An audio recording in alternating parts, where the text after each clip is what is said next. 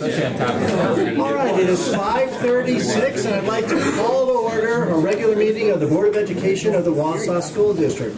Please rise for the Pledge of Allegiance.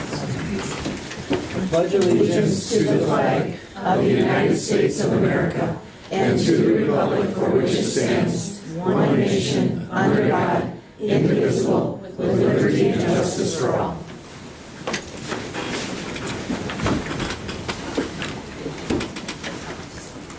All right, the first order of business is a resolution of commendation. So could I please have Ann Vigut come forward? Do we want Larry? Photo. Do we want Larry Mansell? Is Larry here? Yes. Larry's here. Come on up. Come on down. Go through this way. This is the word you want to use here. And I'll try to do this without the glasses. Not a good idea. Okay, I'll put on the... This is a resolution of commendation for Ann Vigut. Ann Vigut is a social studies teacher at John Muir Middle School and was nominated for the resolution of commendation by John Muir Middle School principal Larry Mansell. Ann was named 2019 Middle School Teacher of the Year by the Wisconsin Council for the Social Studies. Principal Mansell states, quote, "Without geography, you are nowhere," end quote. This quote is at the core of Ann's beliefs and passion for her students, colleagues, and the success of our community. Ann is a remarkable professional, colleague, teacher, mentor, coach, leader, and champion for public education. Ann has dedicated more than 25 years to the most noble and challenging of professions, teaching. Those who have crossed paths with Ann, both figuratively and literally, have come to appreciate her intelligence, insight, and her collaborative approach to writing curriculum, creating assessments, coordinating content speakers, and bringing regional and national resources to provide educational opportunities for our students. The global approach Ann brings to provide opportunities for professional growth and being an important voice and listener when involved in building and district decisions complements the diversity of the Wausau School District. It's tough when the verb's that late in the sentence. Her colleagues describe Ann as a consummate professional who exemplifies what an education professional needs from its education profession needs from its educators: integrity, drive, passion, grit, resilience, ingenuity, enthusiasm, and dedication. Ann is genuinely committed to challenging herself intellectually to use her knowledge and skills to engage students in academic rigor and relevance. By chance or by choice, we are fortunate Ann's path has led her to 44 degrees, 57 minutes north latitude, 89 degrees, 39 minutes west latitude, 1,200 feet above sea level, a place we more commonly call Wausau. Congratulations, Ann, on being named the Wisconsin Middle School Social Studies Teacher of the Year by the Wisconsin Council for the Social Studies. Congratulations.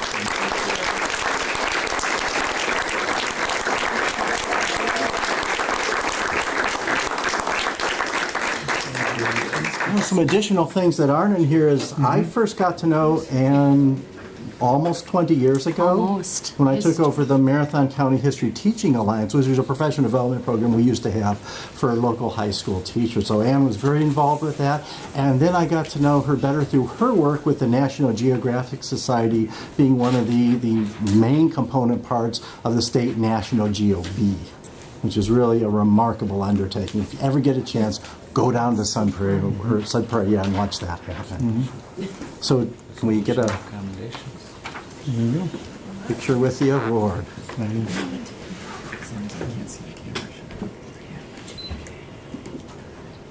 I heard that, Mr. Trout. You want me to photobomb you? Yes. Your daughter wouldn't think twice. Congratulations, man. Congratulations again. Yeah.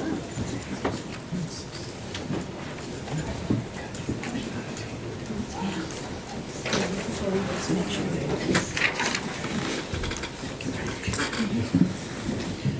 Okay, now since we've already given the award, we actually need to make a motion on it. So Ann, you might want to stick around in case it doesn't go Make sure. through. We take the plaque back. Yeah, don't leave the premises.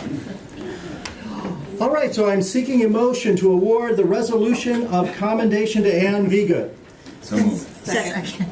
Everybody wants to do it. All in favor signify by saying aye. Aye. Opposed? Abstentions? Good. Motion carries.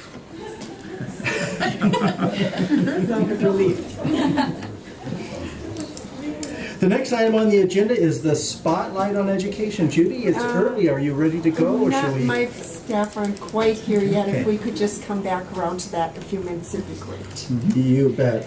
And I think we should wait on the public and student comments since they do have nearly 20 minutes to come in and sign in. So let's go right to the consent agenda. And this may include additional staff, replacement staff, contract increases and decreases, contract renewals or non-renewals, leaves of absence, resignations, terminations, voluntary retirements, minutes from the regular session of March 11th, 2019, payments of bills, budget status and investment reports, donations to the district, board members' salaries, and certificate of the board canvassers. So, is there any comment or questions on any of those items? Jeff, can we pull the minutes from the regular session of the consent agenda so I can abstain from that because I was absent? Sure. Okay, we will do that and we'll Vote on it. hold that. Yeah, we'll vote separately and first on that. Anything else? Okay, so I'd like to seek a motion on the approval of the minutes of the regular session of March 11th, 2019. So moved. Second. All in favor, signify by saying aye. Aye. Opposed? Abstentions? Abstain. Okay, and now back to the main motion. Any other questions or comments? All right, I'd like to call for the motion to approve the consent agenda. So moved. Second. All in favor, signify by saying aye. Aye. Opposed? Abstentions? Motion carries. The next item on the agenda is old recurring business from the Education Operations Committee, the whole. This is the health insurance plan design changes, and since I am conflicted on the issue, I will pass that off to. Jeff, I would just suggest if, since we haven't done the public and student comment for items appearing on the agenda, that we probably shouldn't hit any action items before having comment. Okay. Maybe go and try to Is hit some there- non-action items first, Like the budget reconciliation. or even, yeah. We could do the budget reconciliation, pass on to new business for the gifted and talented, and then there are a few more at the end. Sure, I'm fine with that. Is anybody not in approval of changing the agenda in this way? Okay, well, let's go ahead and do that then. So the next item that is not an action item is the budget reconciliation plan. This is still part of the Education Operations Committee of the whole. The 2019-2020 budget projection model, along with the 5-year fiscal forecast, were presented at the January 28th, 2019 Education Operations Committee meeting. At that time, it was projected that approximately $325,000 would need to be reconciled in order to balance the 2019-2020 district budget. Board book includes documents representing modified budget requests along with corresponding budget reductions and assumption changes that would balance the 2019-2020 district budget. Bob, do you have anything new to add to that? No, but I just want to remind people, from the March 18th meeting, the one significant change, and we did not take action on this, we'll offer it for action at the April Ops meeting. The one significant change was instead of $600,000 requested for the elementary math curriculum, we requested a much smaller amount, and that gave a lot of relief to this budget reconciliation plan. But it also came along with making it a recurring request and also reducing our fund balance by a little bit. So that was a significant difference that you saw on March 18th. Right. Okay, any questions or comments from the board? All right, well, let's move on to new business. Education Operations Committee of the Whole. This is a 5-year gifted and talented strategic plan. At the March Education Operations Committee meeting, it was shared that the district's Gifted and Talented Advisory Committee has been working to generate a 5-year gifted and talented strategic plan. Developments of this plan have been underway since 2016 and has been driven by the work of the GT advisory members as well as feedback received from our GT Parent Information Survey. Anything new on that? Anything from the board? Any questions or queries, concerns? Okay. Let's move on. That gets us to page 3. Okay. We are moving fast. Also, new business under Education Operations Committee. No, it does not. Those are also action items. So I believe that runs us out of non. Professional growth and development. We could do those. Sure, because we want to. Okay. Okay, are there any board members who have professional growth and development to report? I have one thing. I'm a member of Wisconsin Indian Education Association, and the annual conference is upcoming. It is Friday, April 26th and Saturday, April 27th. I actually submitted a proposal to do a presentation in my capacity as Associate Justice for the Ho-Chunk Nation. The topic is planting seeds. Just very briefly, I'll just let you know that there is a statistics that of the 1.2 million attorneys in the United States, 2,700 are Native American. And one of the things I work on in my court is we have a youth law day to try to plant seeds, even if it's in 1 or 2 of our middle school or high school students. But there's also there's also a correlation between the education that these students receive in the public school system, specifically whether or not the requirements of Act 31 are met. Because as we have discussed, there's not a whole lot of check on whether districts are complying. So that will be the topic of my presentation. I would encourage anybody that is interested in this subject matter. There's going to be a whole bunch of other stuff. My specialty is law, though. I will be presenting on Saturday the 27th, but it is a 2-day conference, and I'm sure it's not full yet. Where is it? Wisconsin Rapids. Okay.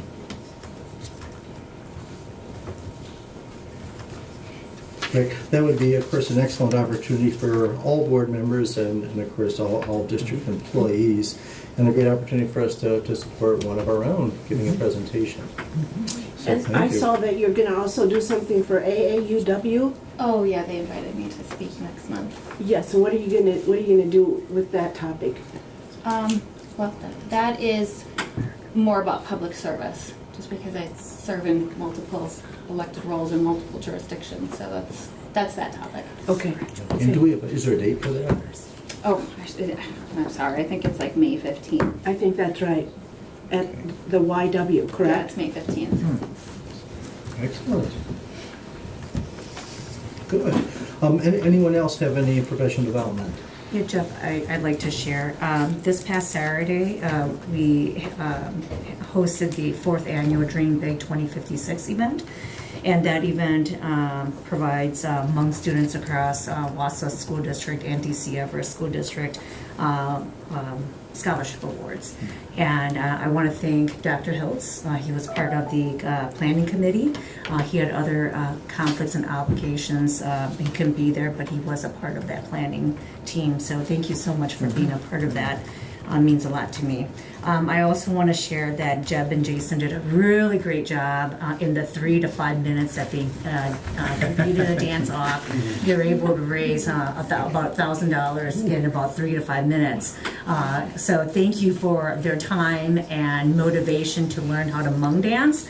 I was so amazed by how well Jason really did. He should have won. But I think the money boxes didn't get around to the right people, and I think DC Everest had a game plan to stuff all their money into one box.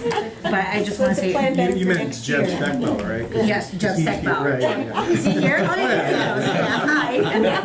So thank you so much for all that you do. And so I just want to share that it was the 4th annual event, and we're looking forward to next year.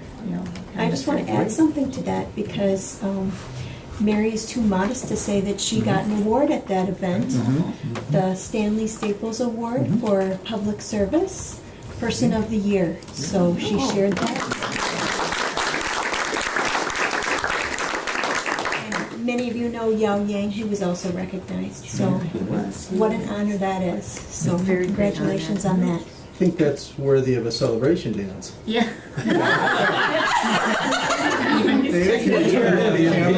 Jeff, can you demonstrate, Jeff?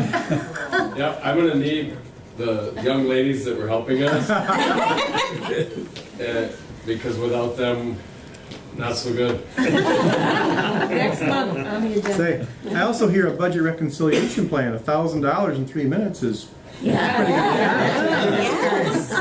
generation. We did a graduation ceremony. Jeff, do you want me to wait till later, or can I? If you're comfortable, you want to do it now, or do you want to wait till the Whatever, you're the one chairing the meeting. Okay, well, let's go ahead and do it now then. Okay. Before we do it though, we have to read a commendation for you. So please come around to the front, and Keith, please join us. absolutely. I'll go this You go that way? Okay. I'm not even dressed for it. Oh, wow, I'm so casual. You see, you thought you could just sit behind the table. So. This is a certification of commendation presented to Mary Towle in recognition of your service to the children in Wisconsin Public Schools, April 25th, 2016 to April 22nd, 2019.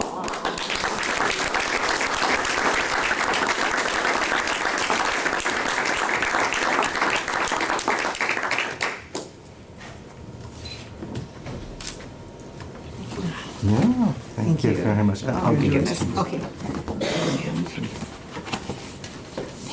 I'll say something back here, right? All right.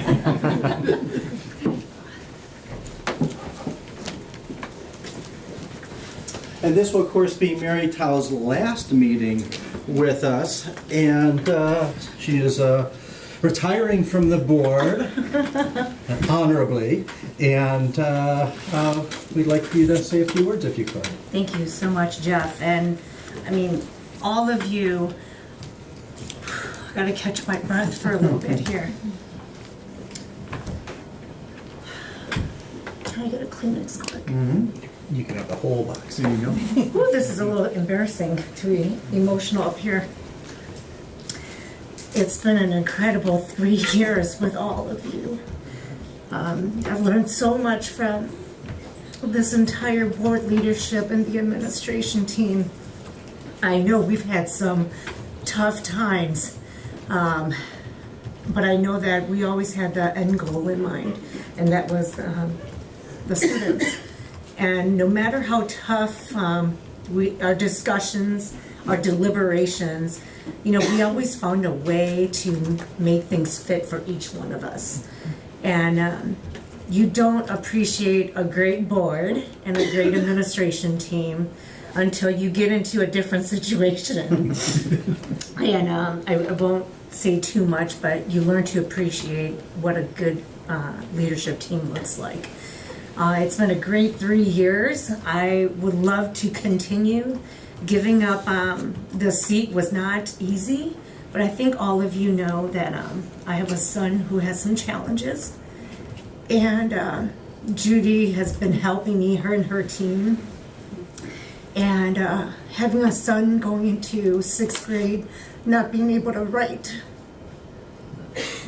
is really hard for any parent. So I will miss all of you. I didn't expect my exit to be crying, but all of you have taught me so much to be humble and to have a lot of humility. And I will appreciate the relationships I have with all of you. I promise I won't be the 10th board member, okay? But I will secretly call some of you. So thank you so much for this. So unexpected, but I love all of you. And continue to do the great work. And I appreciate all of you. So thank you.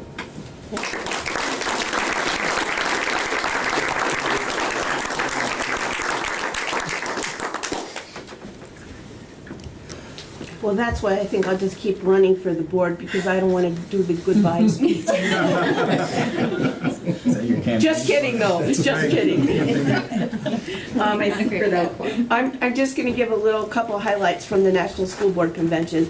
It really touched home with your little speech there, Mary, and it was about equity and how do we reach all of the kids. And it said that we already start to label our children at 3rd grade, and we already decide what they are going to get to do. And there was a lot of things on the conference about one high school, the assistant principal followed a young boy around for the whole day who'd been double scheduled in math and double scheduled in English because he was behind. And so then that meant that he was left out of all the things he was interested in. So it was talking about how, you know, we're not doing justice with our kids if that's all we think about, and that we really have to involve them in the conversation. And the video was unbelievable. She was yawning halfway through the double math class. And the only fun thing that young man had all day was the beginning gym class of the day. After that, it was 6 hours straight of academic courses in a seat of things he didn't want to do. And so we wonder why we have issues with kids. And then there was just one other one. There were so many great things, and when we have time, we'll find out what you'd like to know more about. But there was a psychiatrist from Harvard who gave a session on young people, and he said, you know, because you talk about suicide doesn't mean you increase suicide. But he said suicide is on the rise with our young people today. And a lot of parents think they know what's going on, and they don't. And he talked about how our schools need to help train teachers recognize kids that have mental problems, and that there has to be a correlation between the people in the field and those teachers. And he said too often teachers, A, don't know the medication a child's been put on, don't know the side effects they should be looking for. They're just uninformed. And he said in his practice, he does not take patients that will not cooperate with the school district. Kind of an interesting take. But he said it just is not good for students. And the one last thing I'll leave you with, he said, only 5% of the young people who act out do it for attention. All the other children who are acting out during the day, there's a reason. And he said he asked teachers to do this. Take your class and make a list. High school would be a little harder, elementary a little easier. But let's say you're in social studies, you take your world history 3rd period class and you list the students you have. And then after each one, put one word that you know about that student. And you realize that teachers don't have time to get to know their students. And there would be lots of them who can't even write one word after that student's name because they don't know them. After 40 minutes, there's no time to build those relationships. So it was a great conference, and we learned a lot, and hopefully sometime we can share in depth some of the things that we really brought home about what's happening in our country as far as mental health goes. Thank you. And I'm just going to submit what I wrote up about my papers to Jeff, and you can tell me if you're interested in hearing any of this. There was the one program that I went to happened to be, it's called Empatico. It's funded by the Kind Company. If you've ever seen the Kind bars next to the checkout register. The man that started that is the son of a Holocaust survivor. But it's a program that helps teachers hook their classroom up with another classroom somewhere in the world. And they give the criteria that they need. You know, do they need to speak English? What grade are they? When are you available? And what topic would you like to have a joint lesson on? And they teach each other's joint class together. And the kids get to know each other. And it helps kids to understand that other people are not others. They're just like them. And it seems to be very successful. And it doesn't cost a cent.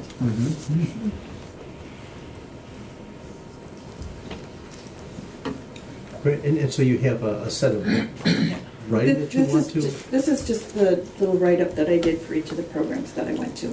Okay, and do you want us to distribute that electronically then, or is that just for the next round? Well, I could send it out in an strategic email. plans? I have it in an email. I could Yeah, send why it don't you out. do that, so we all get to see it, Okay. and then that can go into the next round of strategic planning. Okay.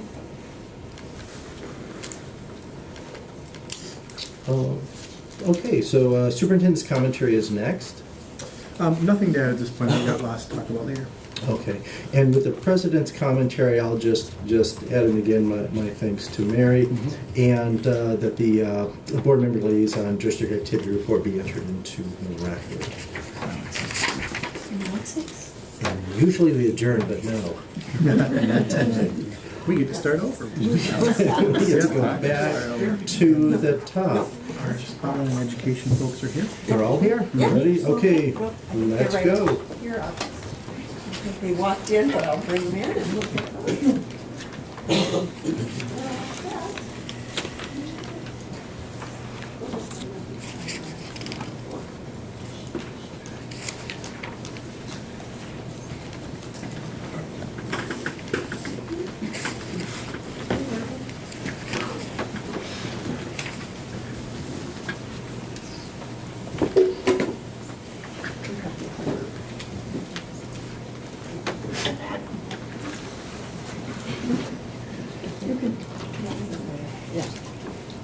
We'd like to thank you for the opportunity to highlight the special education deaf and hard of hearing program tonight.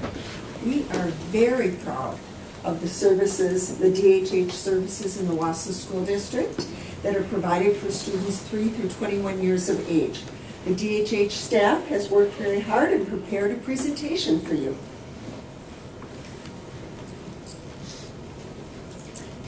Good evening. We thank you for the opportunity.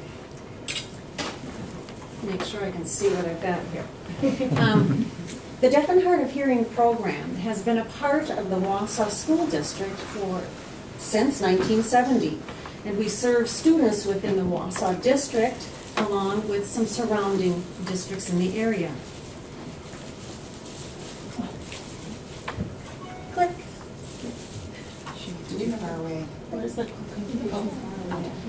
You're too far away. Very good. Here is just a brief snapshot of our department. We are a 12-member strong team. We have 3 deaf and hard of hearing teachers. My name is Kathy Cook-Engstrom, and I work mostly with the secondary students in our area, but I also travel to other schools as an itinerant to catch up with several other students. Our job is to develop language acquisition and communication skills to facilitate the personal, social, emotional, and intellectual development of the deaf and hard of hearing students. We consult with parents, professionals, and support staff regarding students' educational needs. We also plan instruction and curriculum as needed per individual education plans and students' specific needs.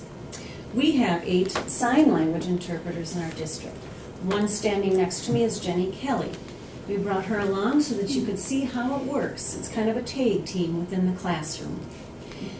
The interpreter's responsibilities are to facilitate the communication among deaf and hard of hearing students, their hearing peers, and the classroom teacher, and other personnel in the school system. They provide tutoring, note-taking services for the deaf and hard of hearing students within classrooms.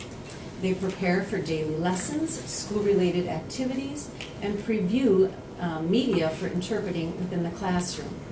We have one educational audiologist, and her position is to diagnose, treat, and manage hearing and balance problems with our students, to train staff and students on how to use and manage assistive technology devices, and also to facilitate listening, learning, and communication access. Characteristics of hearing loss. Early detection and intervention, along with early amplification and/or use of sign language, helps to prevent significant delays in communication and language development. 90% of our deaf and hard of hearing children are born to hearing parents, and 88% of those parents do not sign. There's no one at home to ask how their day went. There is no one at home that can tell them why they're getting on this contraption that takes them to a different environment. Hearing loss is an invisible disability. A student may appear to be paying attention, but may not understand what is being said, the intended message, or concepts presented. Their hearing loss can, and often does, impact instruction that uses language as a base, along with social and emotional development. Degrees of hearing loss. We use this audiogram to kind of level the hearing loss that our students have. And we have the full gamut here in the Wausau School District. As you can see on the left-hand side, it is the decibels that we look at, and that is to measure the loudness of sounds. We also measure hertz, meaning the pitch, how high or low something is. And on the scale you can see that 10 to about 20 degrees is what we call normal hearing. 20 to 40 is a mild hearing loss. 40 to about 55 is a moderate hearing loss. 55 to 70 is a moderately severe hearing loss. 70 to 90, severe hearing loss. And below 90 is profound hearing loss. And we must remember that we not only have bilateral, meaning hearing loss in two ears, and they don't always match up, and we can also have unilateral hearing loss, which just affects one ear. We have a simulation that we're going to present to you, and I want you to notice on that audiogram, there's a little blue kidney-shaped, we call it the speech banana. And within that kidney shape, all the spoken sounds are produced at that mid-range level there.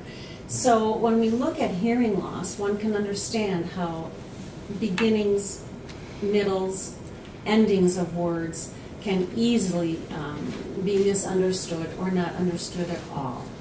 So here's Fred Flintstone showing us a little bit of what different degrees of hearing loss can mean. 1, 2, 3, 4, 5, 6, 7. Aha! You're on my apartment building on Granite Avenue. You owe me $300. Get it up? Right. Take it easy. It's only a game. Well, I'm just like them big tycoons. I play to win. Now, Barney, pay up or get out of the game. Moderate.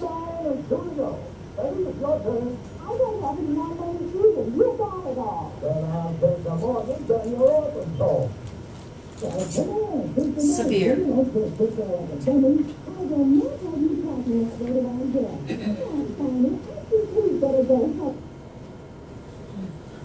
That's what our students face every day.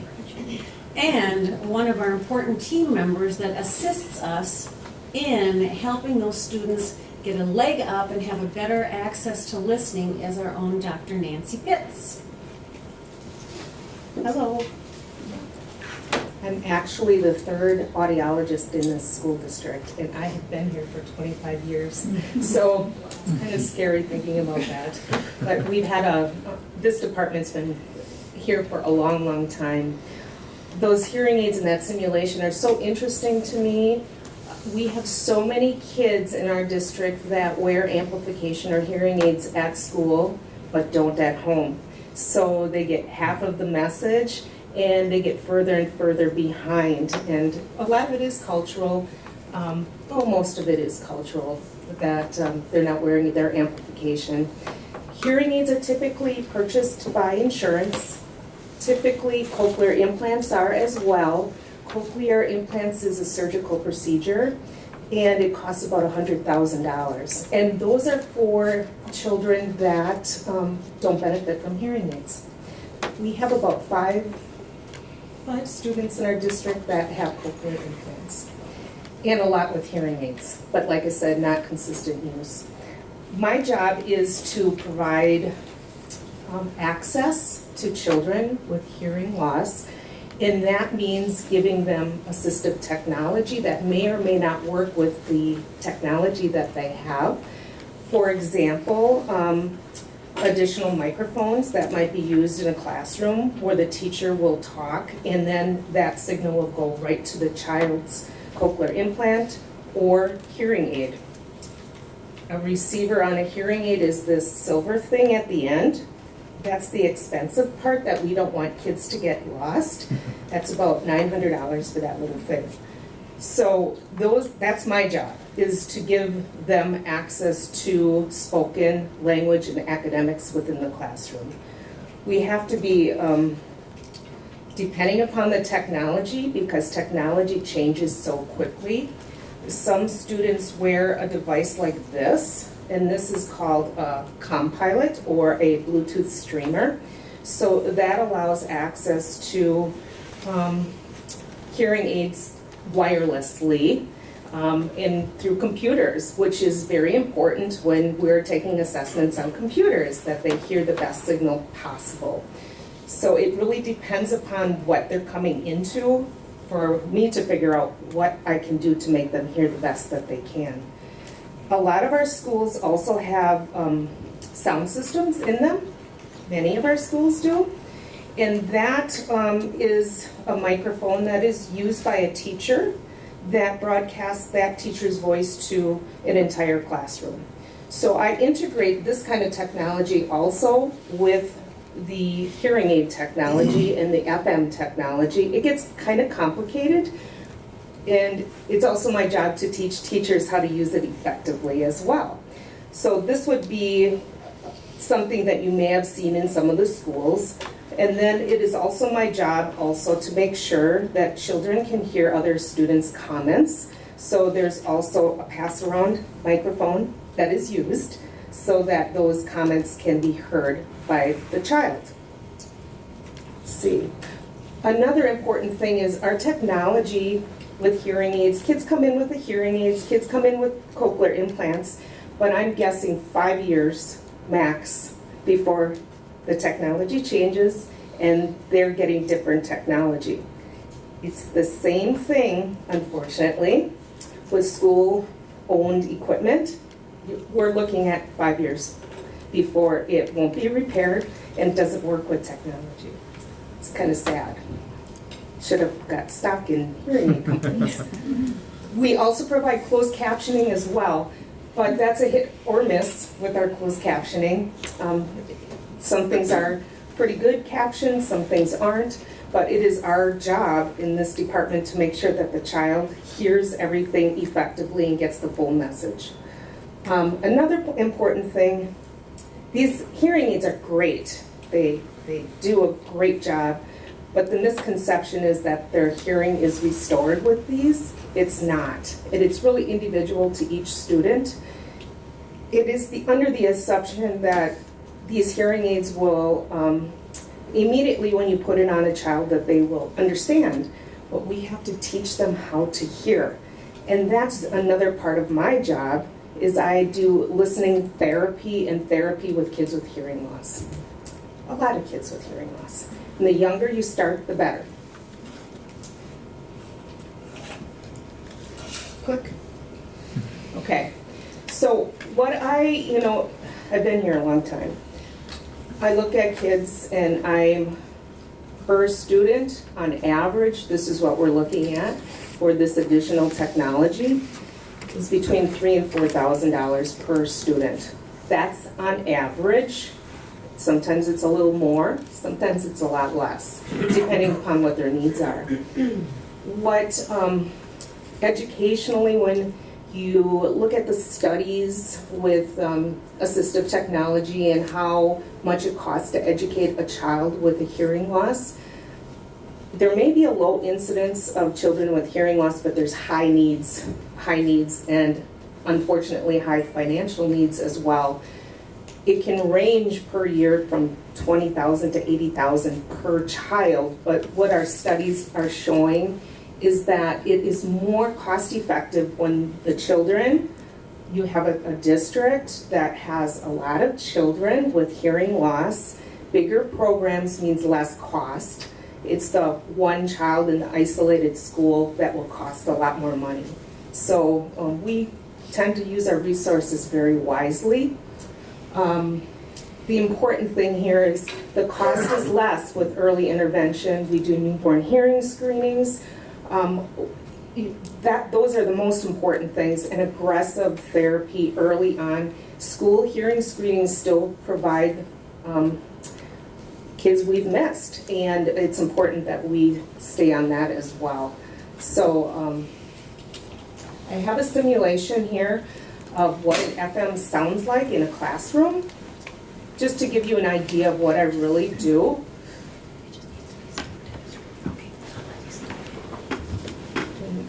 Thank you.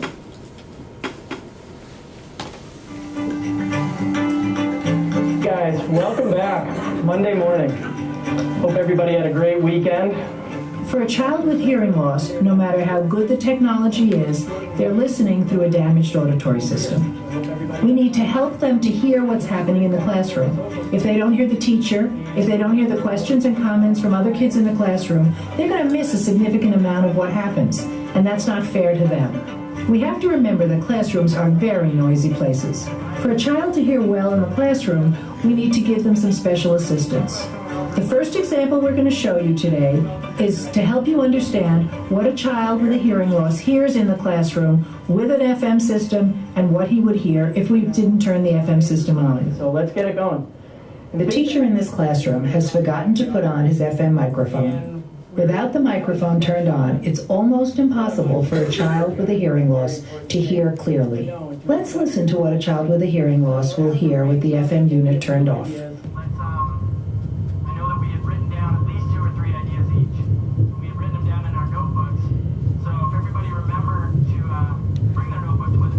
Without an FM system on, the child is going to be hearing very muffled speech, or like they're listening from a very great distance. Forgetting to turn on the FM system can happen to anybody, but don't count on the student to tell you if it's not working. Look for visual clues that he's confused, or watch the student trying to look around to see what's happening in the classroom. After a quick check, the teacher can turn on the microphone, check with the student, and make sure that all is working well. Okay, good. That gets the student back on track and gets the lesson going in the right direction. You sounding okay now? Okay. So once the FM system is turned on, It just gives you an idea. Any questions? Well, yeah, I guess to begin with, did I understand correctly that if a hearing aid can provide hearing that's good enough according to the physician, that a cochlear implant is not covered by insurance? If a cochlear implant will destroy the remaining hearing that you have, you can't go back. Okay. So if hearing aids benefit, and there's stringent criteria to look at, because you won't have what you had, and you can't really go back. And sometimes cochlear implants, depending upon the age that you are fit with a cochlear implant, may not be the answer either. Sure. Okay. So. Do we have any students that are not bringing hearing aids, who need hearing aids from home? In other words, are we providing hearing aids to some students? We don't provide hearing aids. Usually, I'm a master at being able to get funding for hearing aids. Okay. You know, the school is providing a lot of technology, and I try to keep that separate, because there's been a lot of things in other states, for example, where school districts have funded hearing aids, but then the kid can't go home with his hearing aids because it's in the school. So what are you really doing? Okay, so we don't have any children who are not bringing them. They all Right, they all with. have them. Okay. They all Okay. have them, and we work really hard on, you know, if they keep forgetting them at home and forgetting them at home, we may keep them at school, but our job is to try to get that child to understand that it's helping them and eventually transition them to wearing them at home. Okay. It takes some time and a lot of effort to do that. Sure.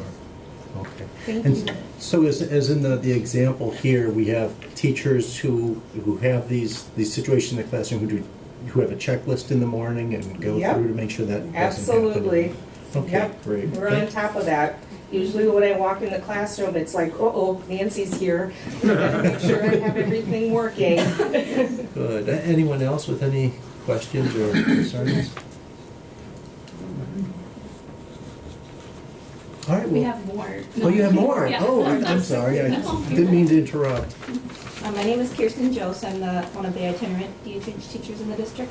I work with early childhood through 8th grade, and I met multiple students. So some of the challenges that our students see, especially when they're at all different schools, is feelings of isolation. They don't have other peers they can relate to in the school, so they sometimes feel left out or a little bit different.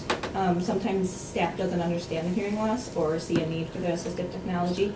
They might think that their voice is loud enough and they don't really understand that the microphone would be really useful. Sometimes our students don't have a solid first language and then they're expected to learn academic language, so that's a challenge. Sometimes we see our students having lack of communication skills, which then we see them as having behavior issues, but it's really they just can't communicate what they want or need. At the end of the day, our students are really tired, so they see a high level of fatigue, trying to listen and focus on everyone throughout the day. Their lack of incidental learning impacts their social and emotional development, and then that leads to a deficit in rote knowledge.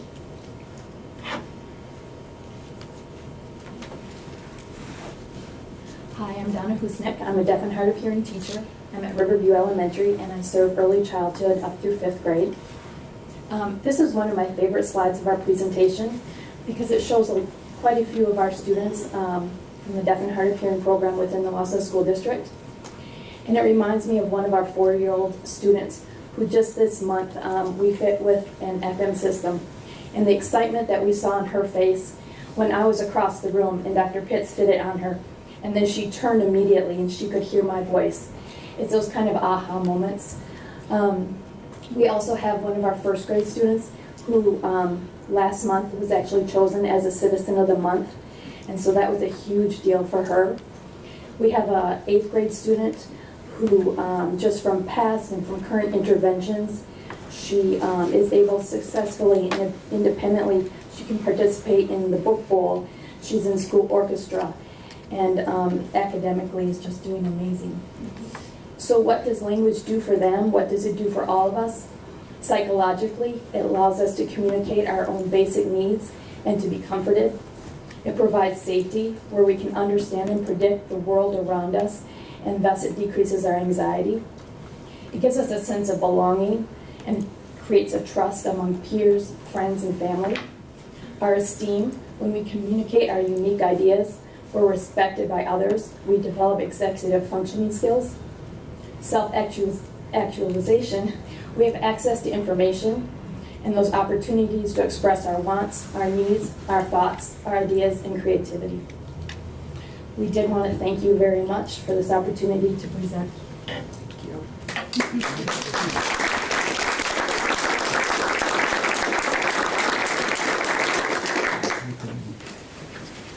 All right. The next item on the agenda is the public and student comment for items appearing on the agenda.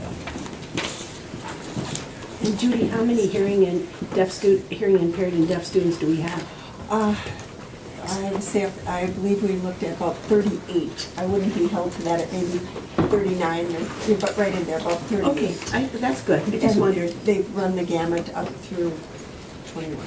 Do we provide support for extracurricular after-school clubs? If that and is things in like their that? IEP, we will do that, Okay, yes. good. That is something we need. Wonderful.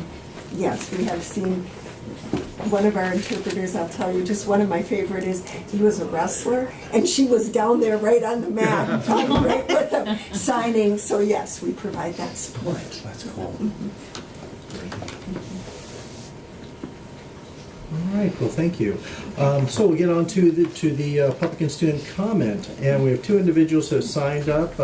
When I read your name, please come forward and state your name and address, and then you'll have 5 minutes. And know that the board will not be responding to at this time. That does not mean that we're not listening, that we're not paying attention, but that it is better for us to bring these things up when the item that you want to talk about comes up on our agenda. So the first is Tom McCormick.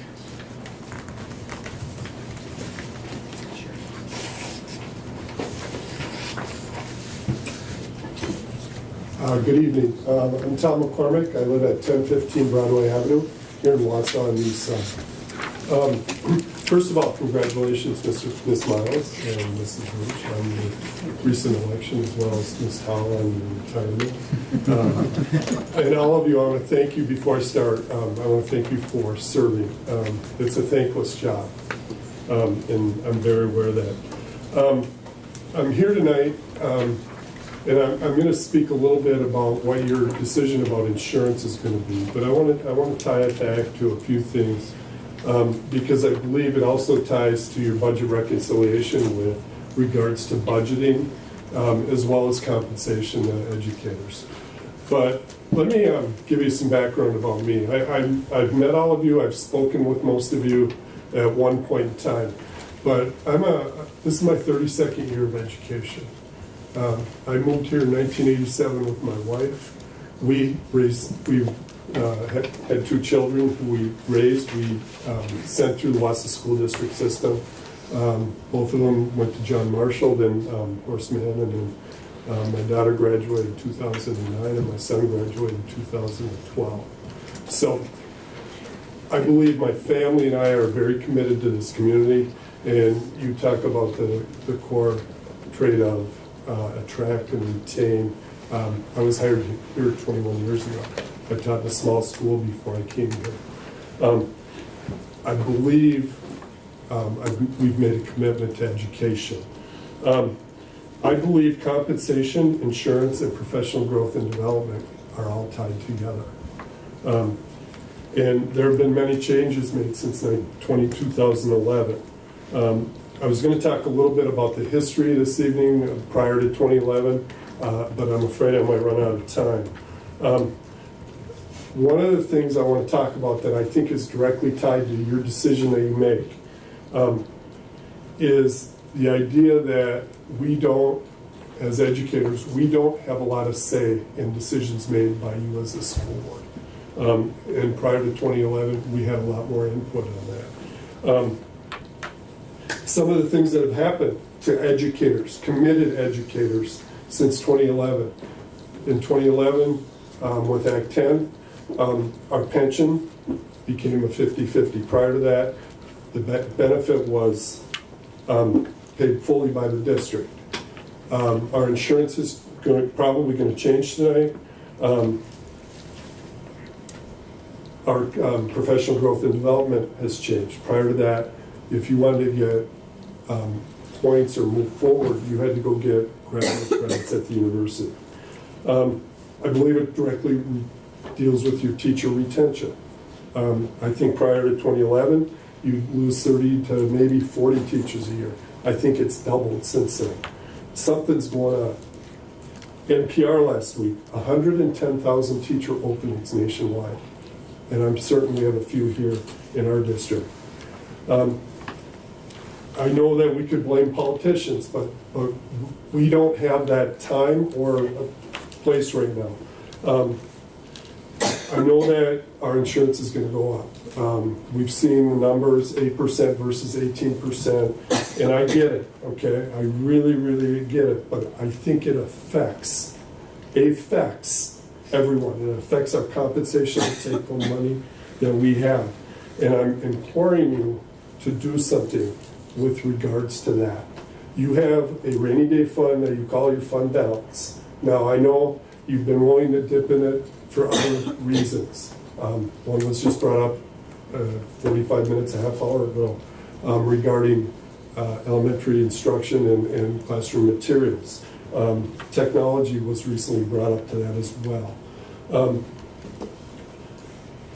Please take a look at your educators and your committed educators. I've been told that 80% of your education of our kids, and my kids included, is directly affected by the classroom educator. I'm imploring you, if with the insurance changes that you're probably going to make, that you take a look at your budget reconciliation and you look at a CPI increase of 2.44 in your budget reconciliation. I don't believe it's there right now. I implore you to look at those and make some strong decisions to value monetarily your veteran educators and all educators in this school district. I want to thank you for your time. Thank you, Tom. The next on the list is John Moses.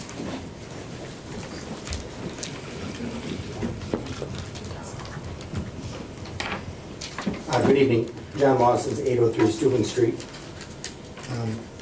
So Tom spoke very passionately about his feelings. Like Tom, I have been a lifelong educator.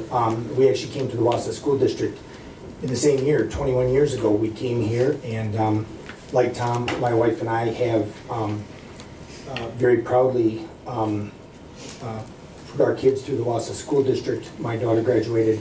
Our daughter graduated last year from Wausau West, and our son graduated a couple years ago from Wausau East, and we also have devoted our lives to education as teachers in the Wausau School District.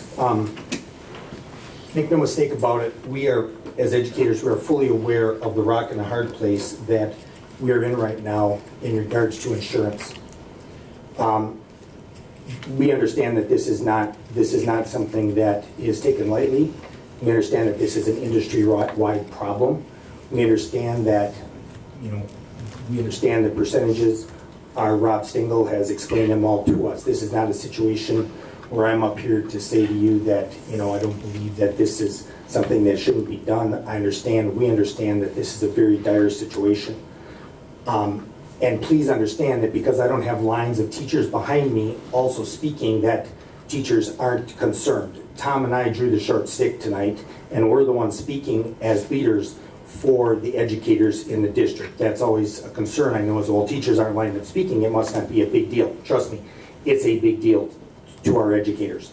Okay, when they're looking at the emails with the information on them.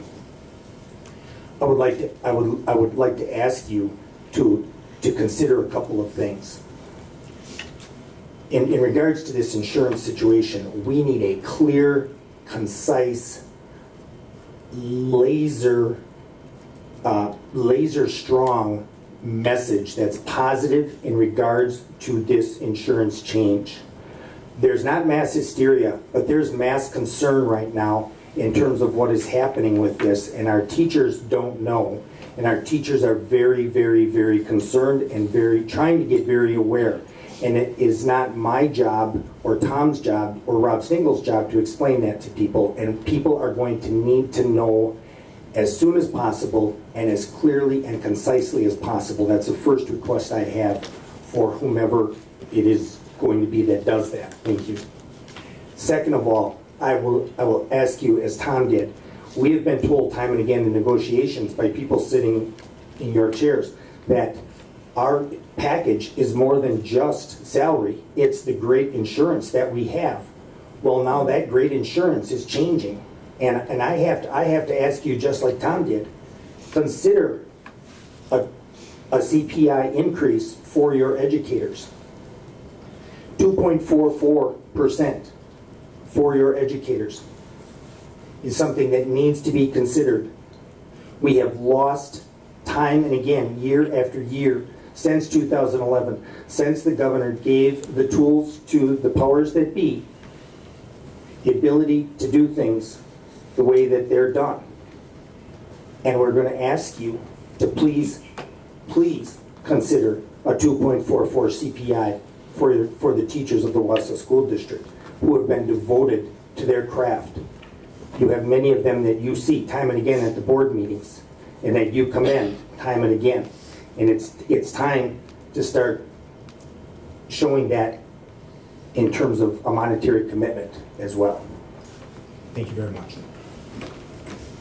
Thank you, John.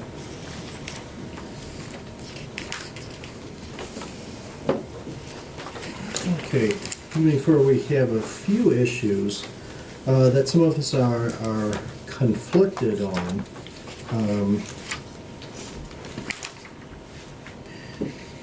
So I'm thinking maybe we could do the issues that we're not conflicted on, and then those people that cannot be here for the conflicted issues can leave. And they won't need to be coming back because we've covered everything else at that point. Is that satisfactory? Yes. Either way is fine with me. Okay. So let's go ahead and I'll try to go in as much as order as possible. The next item would be the district strategic plan. As described in Dr. Hiltz's entry plan for March of 2018, employee and community input and performance data have been overlaid with state and national trends to create a 4-year strategic plan for the Wausau School District, titled Whole Child, Whole Wausau, representing the need for the whole community to come together and educate our children in a comprehensive and holistic manner. The plan focuses efforts and resources on the most strategic areas of need for our district. And Keith, did you have something more you wanted to communicate on this? Absolutely. Where's the clicker? You know, did it end up back there somewhere? Is it up there? All right. Actually, before I even get into the PowerPoint, I'd like to kind of start with the end in mind. And Amy and Sandy helped me create this document, which you have a copy of. And if the audience wants, there's copies over on the tables that came in. This is not a comprehensive view of the proposed strategic plan, but we created this for 2 reasons. One, to help you kind of summarize 4 years from now, where do we want to be? And the arrows indicate the interconnectedness and really the strategic value of many of the elements of the plan. So, for instance, if we start in the upper left, and just a little bit about the diagram, they're color-coded and they have a letter designation if they are a goal within one of the 5 strategic areas. So for instance, in the upper left, you have an R, that's our resource optimization team, right? If there is a circle with there's no color in the center, that's not a specific goal or a strategy. That is a benefit, if you will. And again, just trying to give you a sense of the interconnectedness here. So, for instance, in that upper left, if we start there, maximizing building resources. We've had some of those conversations here. As you can see, if we could maximize our building resources, and I might, as an aside, talk about when Larry and Bob were working with that strategic team, they had a significant focus on using resources to improve student behavior.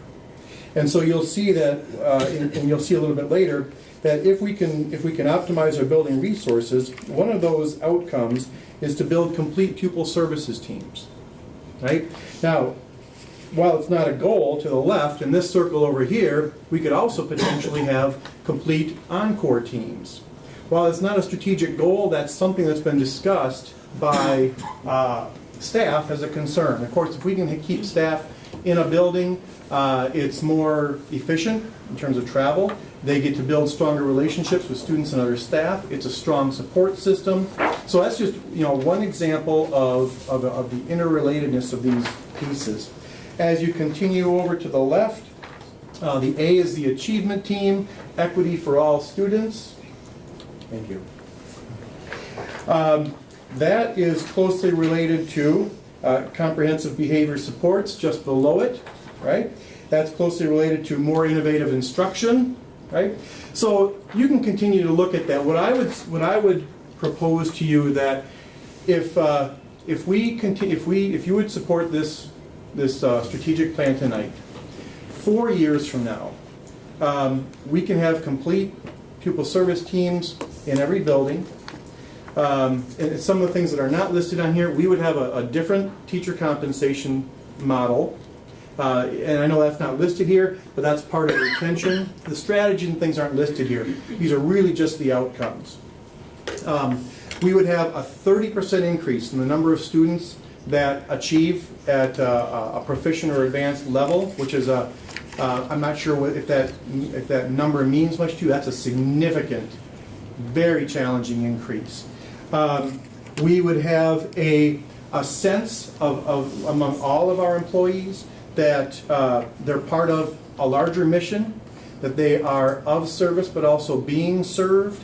There would be a strong, positive culture within our district. As you continue to move down the list, we would have not only improved student behavior, but improved student capacity. I know we use the word social emotional learning. It sounds soft, but frankly, the social emotional learning component is really what makes all of us effective as individuals, as people, in work, in home. It's everything from, I can manage my own emotions, I can have a conversation and build strong relationships, I can communicate and solve problems. It's all of those pieces then that lead to improved behavior, improved experiences at school, and as when you look at the research, also improved academic achievement. Did I miss anything? I probably did. Oh, I just want to point down in the lower left. Staff wellness will be a big piece. We will have staff who feel, again, supported. And we'll also have another goal is increase family confidence. If you've ever read The Speed of Trust, what the basic message in that piece is that when people trust another person or an organization, change happens much more easily because there's a basis of trust there, and people assume then positive intent. So I just want to thank Amy and Sandy for creating this. Questions on this? Otherwise, I'll just kind of go a little bit through how we develop the plan, the actual plan itself, and then what happens moving forward. So I would imagine you have some things that you want to, it's a 4-year plan. Yep. Could you give us a sense of what are the most important things that you want to tackle first? All 5 will happen, simultaneously. However, clearly the top concerns or areas of interest expressed by the board, by the community, and by staff are improving student behavior, improving employee engagement, and I mean those are really the top 2. Again, that teacher compensation model, actually we'll be bringing something to you yet this spring. That's at what I least a wanted to foundational ask, because piece. that should be in the first wave. Yeah, absolutely. That's already being worked on. And again, remember what I'm asking you to approve tonight are outcomes and not strategies. So a number of the strategies, for instance, around student behavior. Matter of fact, I'll add one more that will likely be coming to you at some point, or will certainly be looked at. Currently, right now, we have a kind of a traditional educational pathway, and it works for the vast majority of our students. However, as we've heard time and time again, there are diverse needs among our students too. We've been talking about the creation of an alternative education pathway, which could be a permanent pathway alongside our traditional, then joined by temporary, like behavior supports or SEL kinds of supports. So that would be a huge undertaking, and that's one conversation. Again, not represented here because it's a strategy in terms of supporting student academics, student behavior, and student skill development. And this document, I have to say, having looked at a number of strategic plans and a visualization of those, what I think this does a very, very good job of, it looks busy, it looks complicated, but it really, to me, it captures the interdependencies. And if you can do that, you're 50% of the way there in terms of being able to achieve what they are. Because it's most of the time, it's those interdependencies that will trip you up along the way if you don't recognize them early on. Yep. Thank you. Agreed. Well done. Yeah, this kind of mind mapping is something we do more and more in higher education, and in history, of course, it looks like a ball of fuzz because everything is connected to everything, and that's exactly what you're showing here. Yes. Is that all these things are all interconnected, and that's the way reality actually is. Yep. Not things just stuck up. And that also makes them of strategic interest, because if we push on student behavior and social emotional learning, that positively impacts staff working conditions. It positively impacts certainly the student learning experience. It also impacts student achievement. So that's a very strategic area. Staff engagement's a strategic area. And frankly, the optimization of resources is really a key piece to us being able to do, well, it's all interdependent, but being able to do anything, particularly around the teams, those complete teams. All right, let me hop into this for a little while, and just so you have an understanding of where this came from. You know, actually, I might just stay. Am I in your way if I stand up? Over here? All right, good. All right. Sure. So I'm going to start actually with our shared key interests. Actually, if you've probably been through this, you'll notice that I start with them and I end with them. We have these posted all over. What I've noticed is that in any organization, if we don't look at them every now and then, really look at them, we just kind of forget. So I'm just going to briefly summarize them. So you can see the very first one is advanced student learning and achievement. Right? Second one is utilize those research-based criteria, the 21st century themes, use that research-based curriculum, maximize the potential of all students. Again, preparing them for a global society. And I just want to know, I'm not going to show the 2 videos that are embedded in here unless someone really wants me to. But when you talk about a global society, and one of the questions they asked in that video is, what do we do when a significant volume of the work that needs to be done can be done by a robot with artificial intelligence? What does that mean for our students who are going to live in that world? What does that mean that we have to do today to help them prepare? I think that's a question that we have to ask, right, if we're going to answer that kind of a question. Real life, diverse learning opportunities, both in and out of the classroom. Inform and engage the community in our work. Attract, retain, and develop high-quality staff. Safe, secure, flexible, inviting learning environments. Expand, integrate, identify technology to help us be adaptable for students and maximize their potential. And mutually beneficial partnerships. Those are our shared key interests that you all developed back in 2011. When we finish this, I'll take a look again and see if we're actually advancing these through this process. It's not lost on me that it was about a year ago, this month, that you hired me. And when you did that, that was a time for me to do some reflection and to help you understand who you hired and what we wanted to do. And so first there was a vision. Educate the whole child. Equity is an important concept. Engage the parents, the families. Engage the staff. Create a great workplace. Very important. And then partner with the community to maximize our resources. That was kind of the vision. That was supported then. The way I wanted to achieve that, to start at least, was to come in and learn about the community. So we did the listening sessions, community and school. Wanted to garner trust through broad, open communication, collect feedback from stakeholders about where do we want this district to go.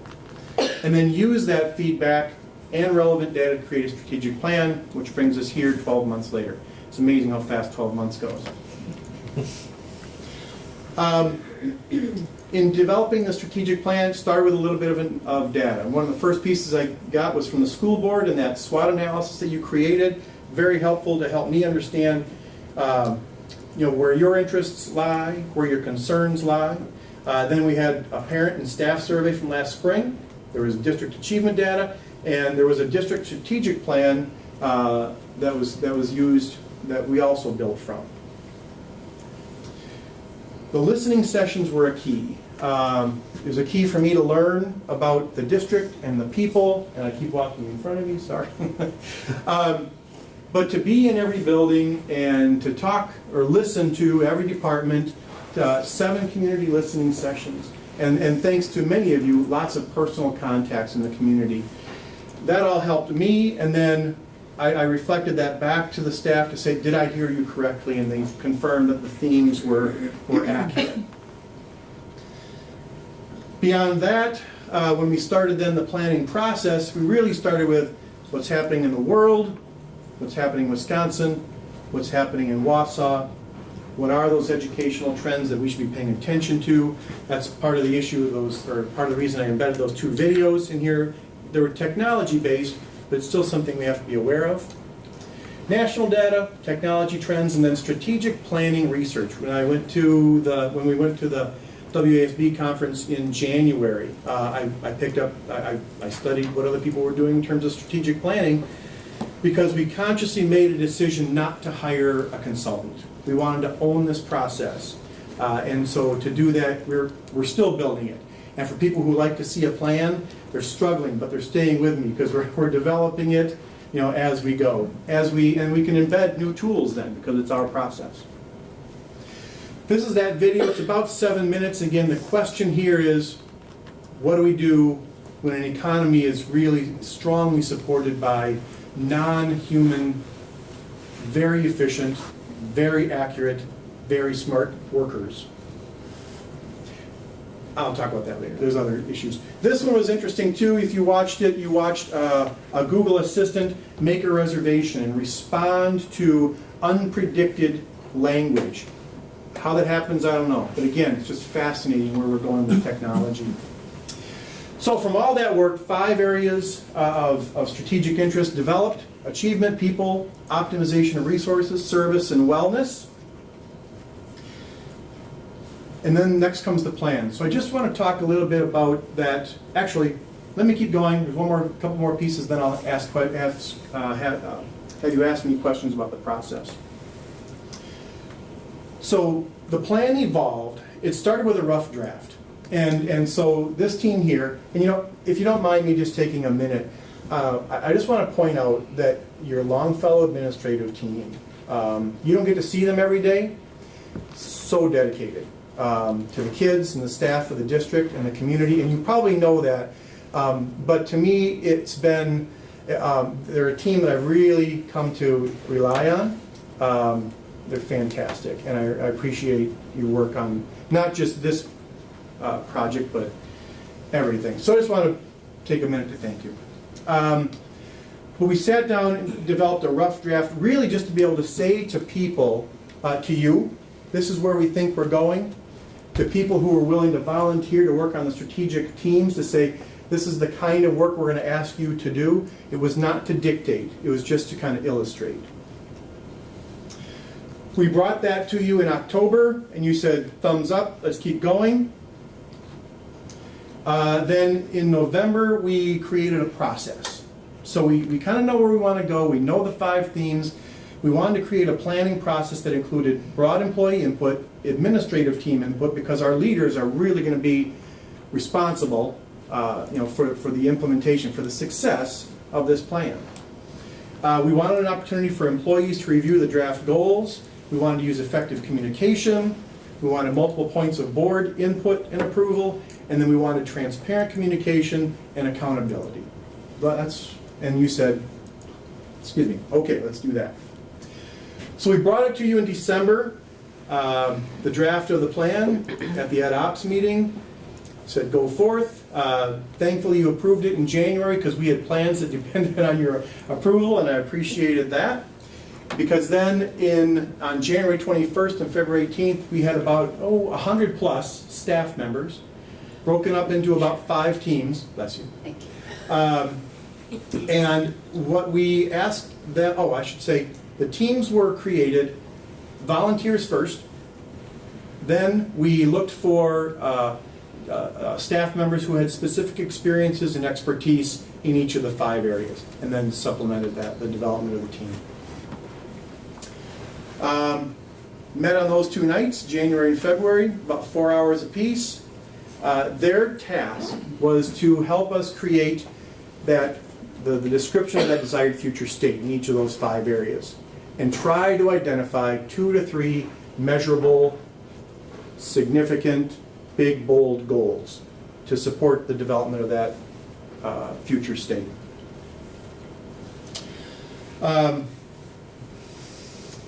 They did that work. Okay. We then brought that to the full administrative team, all the principals, all the coordinators, the directors. We got their input into the process. We finished that process, and it was challenging, and I can tell you people were very committed to making sure that this plan will move us forward in a good direction.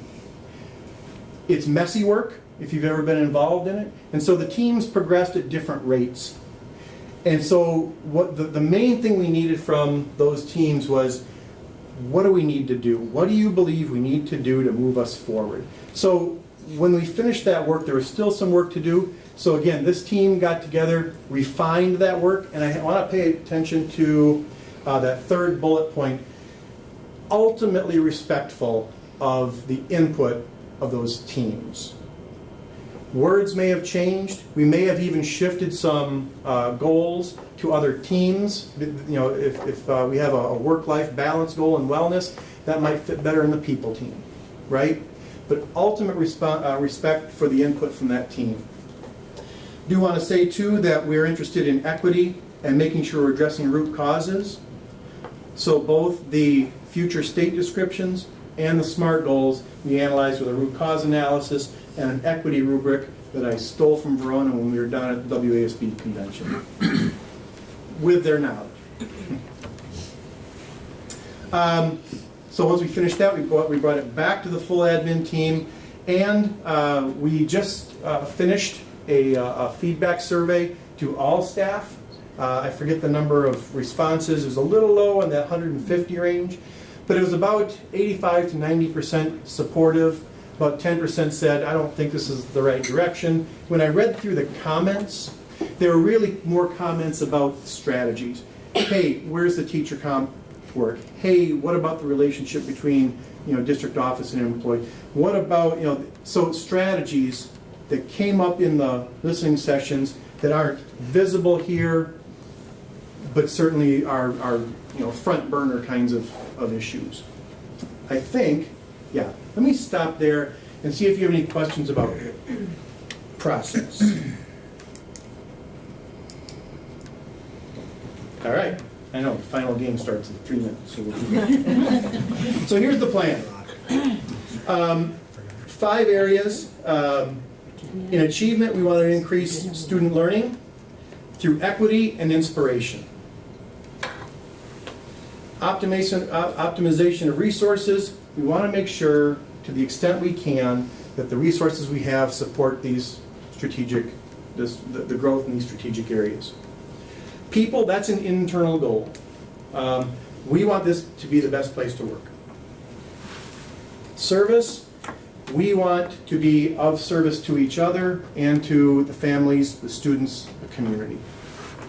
And wellness, sustainable growth of emotional and physical well-being for anybody associated with a school district at Wausau School District. Sorry, every now and then it slips out. When we developed the plan in my previous district, this is where we ended. Because you're saying this is where we want to be in 4 years. It always felt to me that I wanted to take the board a little bit deeper into some of those strategic goals. I learned through this process why people usually don't, because the measures get really messy, and you'll see it in just a minute. But we're going to go in there anyway, and we'll take you as far as we can go, and then ask you to approve it. Questions on these first? Okay. So I'm going to go through each one. Achievement has the most, I don't know, meat that I want to go over, and then see if you have questions about it. Obviously, our core mission is achievement, right? But it was interesting how that concept of the whole child really carried through, really resonated with people, and it obviously ended up being the name of the plan. And certainly academic achievement is a significant piece for us. So, 4 goals. I said 2 to 3, I said 4 if you really have to. They said thank you, and there's 4 goals. So, the first 2, staff will demonstrate awareness, flexibility, commitment to use instructional strategies that increase equity, as evidenced by an increase in the use of these 3 Danielson frameworks, and I'll show those to you in just a minute. So really here we're focusing on classroom environment and instruction. Key pieces to help move this achievement forward. A2, the 4 C's. We want to increase collaboration, the creativity, creative thinking, and communication. Bright Bites it doesn't mean we're going to use more technology. It's just a survey we use for staff and students to measure the extent to which we're doing these things. So that's an existing measure that we'd like to continue to use.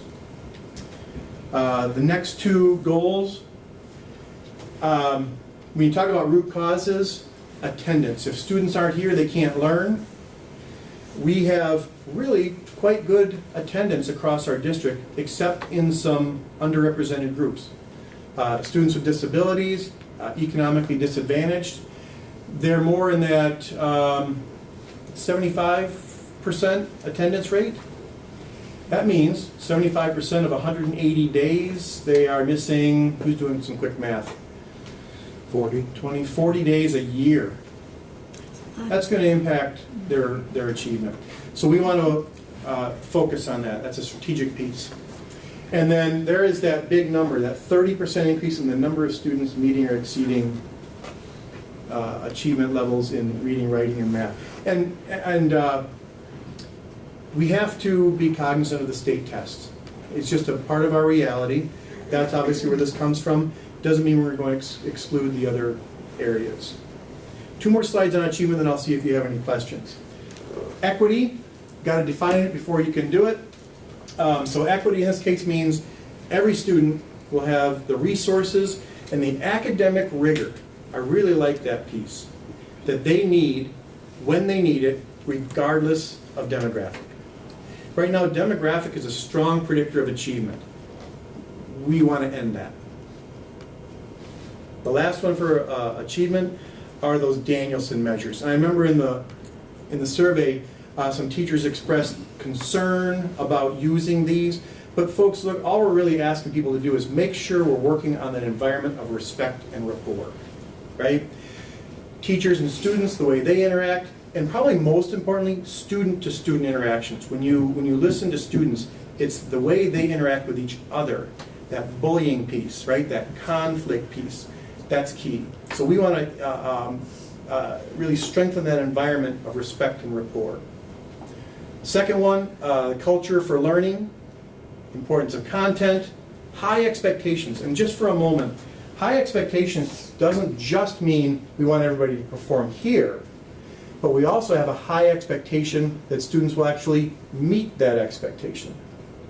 Anybody can say you have to jump this high and students can't do it. It's their fault.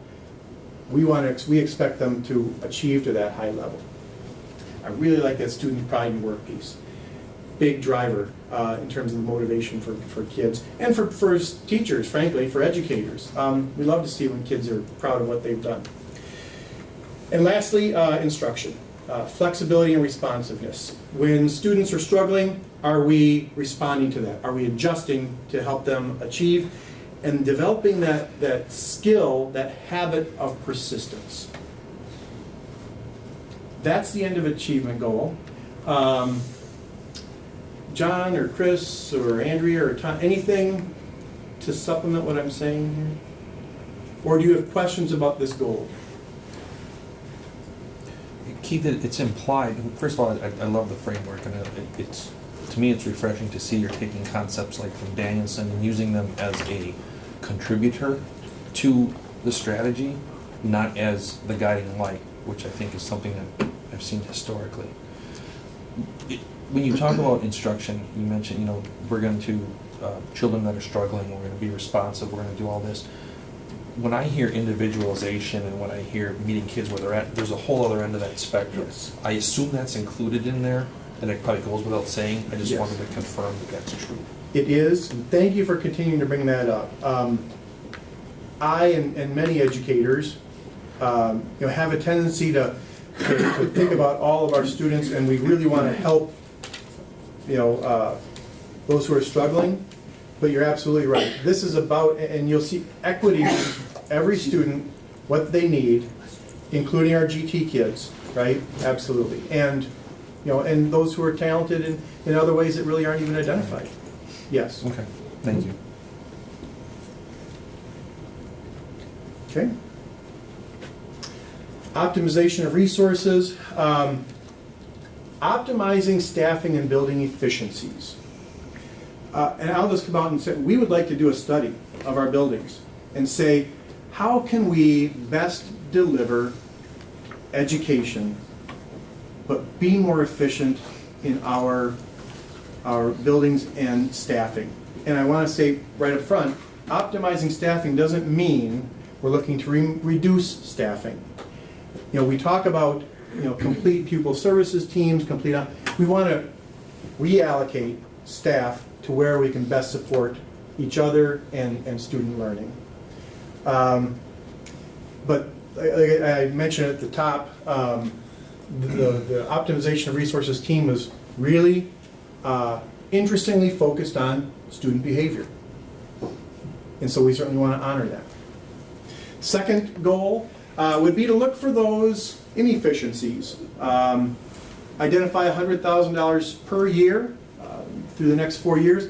Don't know if this is the way we'll go, but when Larry and Bob and I were talking, perhaps that looks like we target one area each year. So maybe technology was an area that the team seemed to be focusing on. So maybe year 1 is technology, maybe year 2 is, you know, assessments, whatever it might be.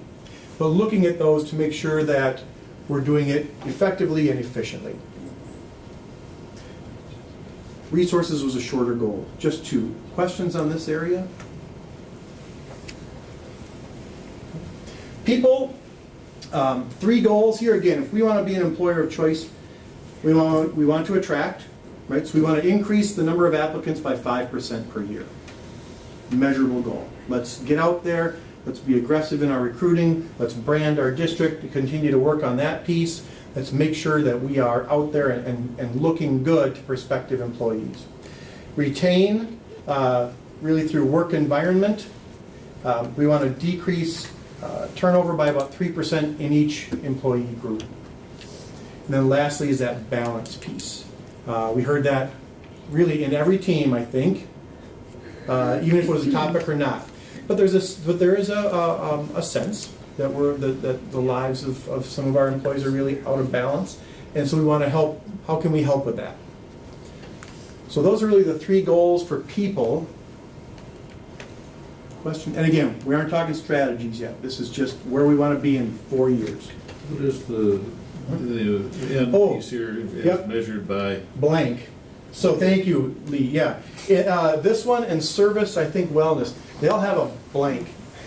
This is something we haven't really measured. We're going to develop or find a measure. Some of these are going to have to be surveys. How do you know if someone believes they have work-life balance? I mean, I don't know how you measure that, but we'll ask them, how do you feel? So, but we want to find a measure that is meaningful. I know we've had this conversation, for instance, student behavior. Is BTS, the number, really a good measure? It might, but is there something better, right? So we'll talk more about that. Thank you, Lee. So some of these, we don't have measures, we just haven't measured them.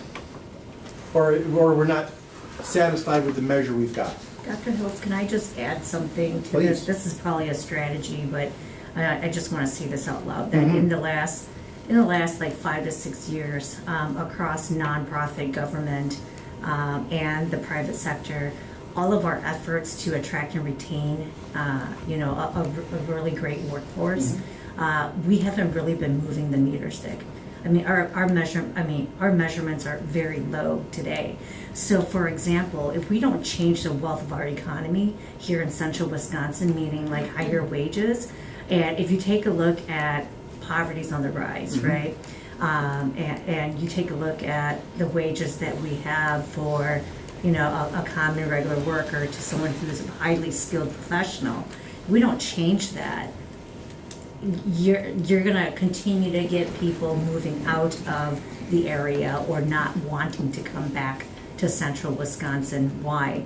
When I can go to Milwaukee, Minneapolis, Chicago, Madison, earn a little bit more and have better opportunities for, fine dining, entertainment for children, better activities to have a better quality of life. So I hope that as you go through your discussions and your strategic plan for the next 3 to 4 years, I wish all of you luck because we're not doing very well in central Wisconsin. If you don't mind me taking a side and talking a little bit about that, Dave Ekman and the Chamber, thank you, Chamber of Commerce. And the larger employer pool in Wausau would agree with that exactly. And I don't know if any of you had a chance to go and hear the presentation of their strategic plan, right in line with those needs. They've got a number of strategies in place. We are already partners with the Chamber, but I think that's going to be a stronger partnership right along those kinds of lines. So yeah, thanks for bringing that up. That expectation of frequent turnover, though, is national, isn't it? Correct. And so, we're on the less enviable end of something that's happening in those places like Minneapolis, Chicago, etc. too. So just the culture of hopping jobs frequently is becoming normalized. Mm-hmm. It's something to be concerned with as a culture. Mm-hmm. It's not just finances and income, though. It's the culture of this community. It's a place that people want to come to raise their kids, where they feel safe. And there's other qualities that are part of living in central Wisconsin that you're never going to get in Minneapolis. That's right. Yep. And I think you have young people, we're looking at the, different generations. I mean, we don't have I'm going to continue to work at one employer, spend 50 years there, and then retire. I don't think that's the common thinking anymore. And I think that if we're trying to, attract a specific, demographic or group to come into our workforce here, it's not always the safest place or where I want to raise my children. You have, those that are in their 20s, 30s, and 40s who have different expectations other than a nice, simple, quiet life and a great educational system for their kids. They want more and they expect more. I just heard last week from, it might have been Representative Snyder, don't quote me on that, but Wausau in the nation ranks number 6 as a city that's attractive to young entrepreneurs. 6 in the nation. I was surprised by that. But so there's something here, and I don't have any more beyond that. It just came up in a conversation with the legislators. I was like, well, that's really good to know. So I sent an email to Dave Eckman and said, hey, tell me more about this. But I haven't heard back yet. So, yeah, thank you. Service. You'll see 3 blanks here as far as measures. Again, we'll be working on that, and I think I shared with you, we're not going to do a staff survey this spring. We're going to take a year off of that, develop this, and then go back to it next year as a measure of progress on this plan. But really want to increase the awareness and positive perceptions of the district, right? That goes back to that confidence, the pride, the experiences that people have. Awareness of district programs, offerings, and optimizing experiences. Every time someone has an experience with our district, we want it to be excellent. I always think of Disney, but maybe that's not the way to think of it. But that we want this to be a really good experience. Attract and strengthen partnerships. Those are our 3 areas of focus, the things we want to be able, in 4 years, we want these to be right there. Questions on that? And again, we'll develop a measure and certainly we'll be bringing that to you. Because you would be approving that measure because it's part of the goal. Wellness. 2 goals here. Again, sustainable growth, emotional and physical well-being. We want to increase student engagement, expanded and strategic use of developmentally appropriate continuum support. On here, you'll see it as, right, comprehensive behavior supports, increased SEL, pupil support teams, right? Again, that alternative educational strand, right? That would all be included there. And then staff wellness and relationships. Taking care of the caretakers, right? We want that to be a significant piece here as well. questions? Okay. Well, actually, let me just back up there. So that's the plan. We will put this together in more of a summary, like a one-pager or two-pager kind of a document. But again, just really want to thank you for the help, and the administrative team staff really here tonight. And you kept informed. You kept saying, hey, we want something big and aggressive. We want it in these areas. We're good with the process. Thank you for your support in that too. If you're okay so far, I'll just go ahead and tell you how we're going to finish this thing off. Good? All right. So moving forward, if you say yes tonight, tomorrow we have an administrative team meeting. And people, well, they really already have. They kind of know where we're going. But each school, each department will develop their own sub-plan, right? How can I, as, Wausau East or Stettin, or, as a program, how can I advance, how can I help support the success of this plan? And we will also start in earnest developing. We're going to get some more. We're going to broaden our net a little bit in terms of the strategic team membership. We want to reach outside and increase those partnerships to help support this work. But we'll be developing the strategies. We'll be sharing those with you. Accountability and transparency. Those short cycle reports. Starting next fall, once we have our measures in place, we'll develop a calendar of short cycle reports to come to the board. 2 or 3 a month. They're about 5 minutes. Just what's the goal? How are we doing? What are the barriers? What's next? Right? So everything, and then at least annually, we do a full summary of the plan. And of course, we're going to integrate this right into my evaluation, which I think makes a lot of sense. All right. Ending with our shared key interests. Clearly, student learning is at the heart of this plan. Research-based curriculum. I think we saw it with the 4 C's, with the use of the Danielson. Just a note on that Danielson thing. What I think we'll probably end up, and we haven't really talked about this, so surprise, because you like when I do this. We will put a special emphasis on when the principals do walkthroughs. We're really going to coach up our teachers so they know, hey, this is really what we want you to do, and we want to help you do it well. And so we'll really emphasize that and focus it.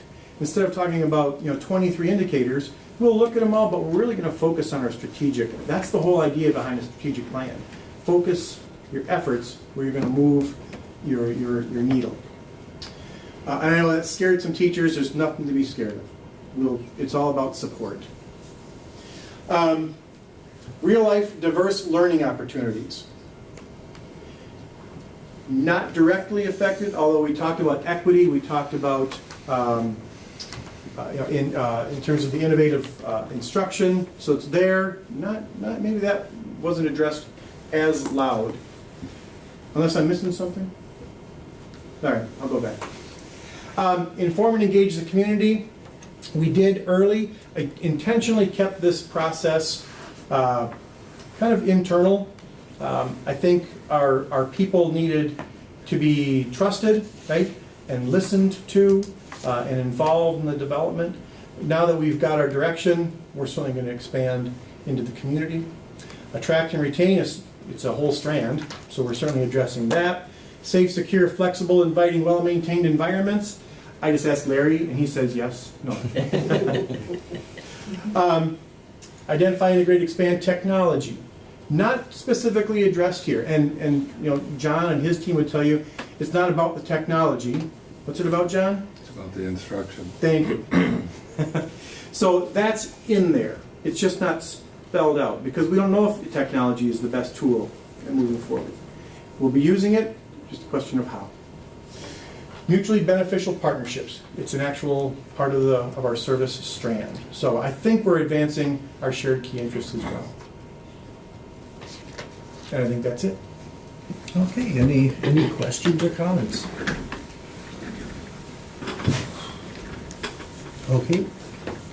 Okay, I've got a few. First, thank you very much, Keith, and this is a high level of conceptualization, and to everybody involved, the staff members in the room, And then even more importantly, the staff members not in the room, I certainly appreciate that this is in addition to everything else you normally do for a living.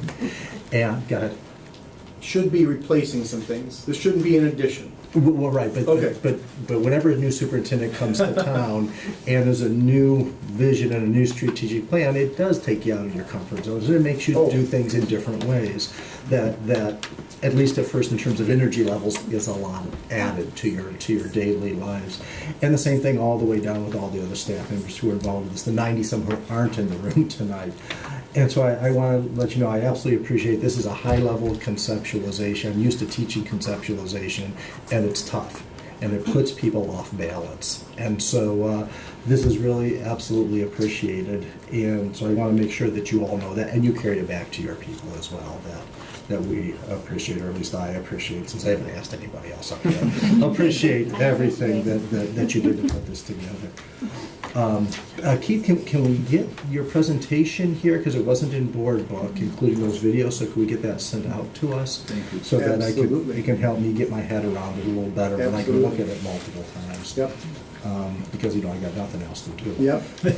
but that'll help me understanding better. And to the rest of the board, Keith and I have been discussing the superintendent's review and the other items that are hanging out there that we had identified that we're interested, so those are not missing. We're just figuring out how and when to fit those in, including getting the review for this together, and then this forms the basis of the next year's review. So just getting this organized is a large part of this review. Anything else anybody can think of? Okay, so I will be looking for a motion then to approve the Whole Child Whole Wausau Strategic Plan as presented. So move. Second. All in favor, signify by saying aye. Aye. Opposed? Abstentions? Motion carries. Thank you. Yes, thank you. And now we have the Neola Policy on Bylaws Service. Keith, is there something more to report on that? Yes, please. I added, can't see how to get out of here now, I'm sorry. I added a timeline. And I apologize, I thought I put that on earlier. It's a timeline for implementation, and what you will see if, Cass, let's pull it up here. Oh, it's on. Thank you. Is a proposed timeline for implementation. Once the board approves this,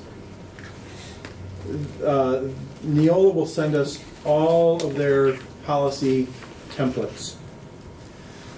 And this is typically how this is typically the order in which they develop these. Typically, it's the superintendent and the board policy committee, which we don't really have, that does these policies.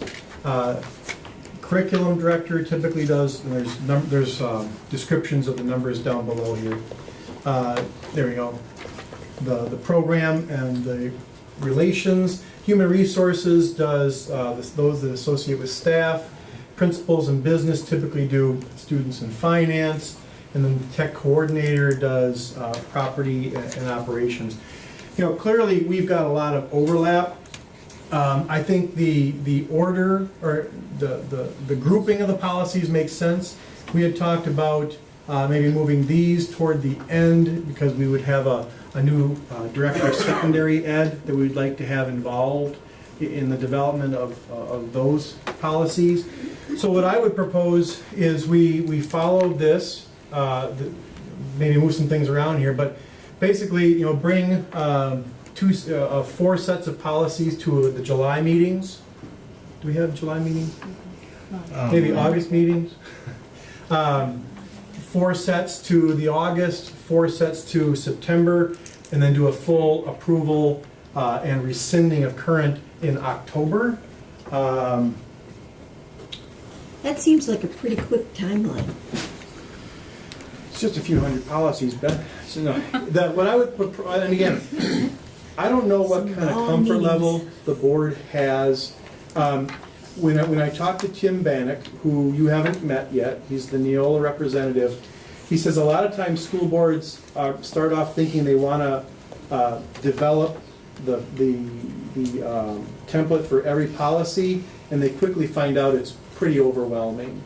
What I would propose is that all of you, if we want to do a committee of the whole, and myself work on the 0 through the thousands, the board policies, and then allow my team here to bring you recommendations on each template at various meetings throughout the summer and early fall.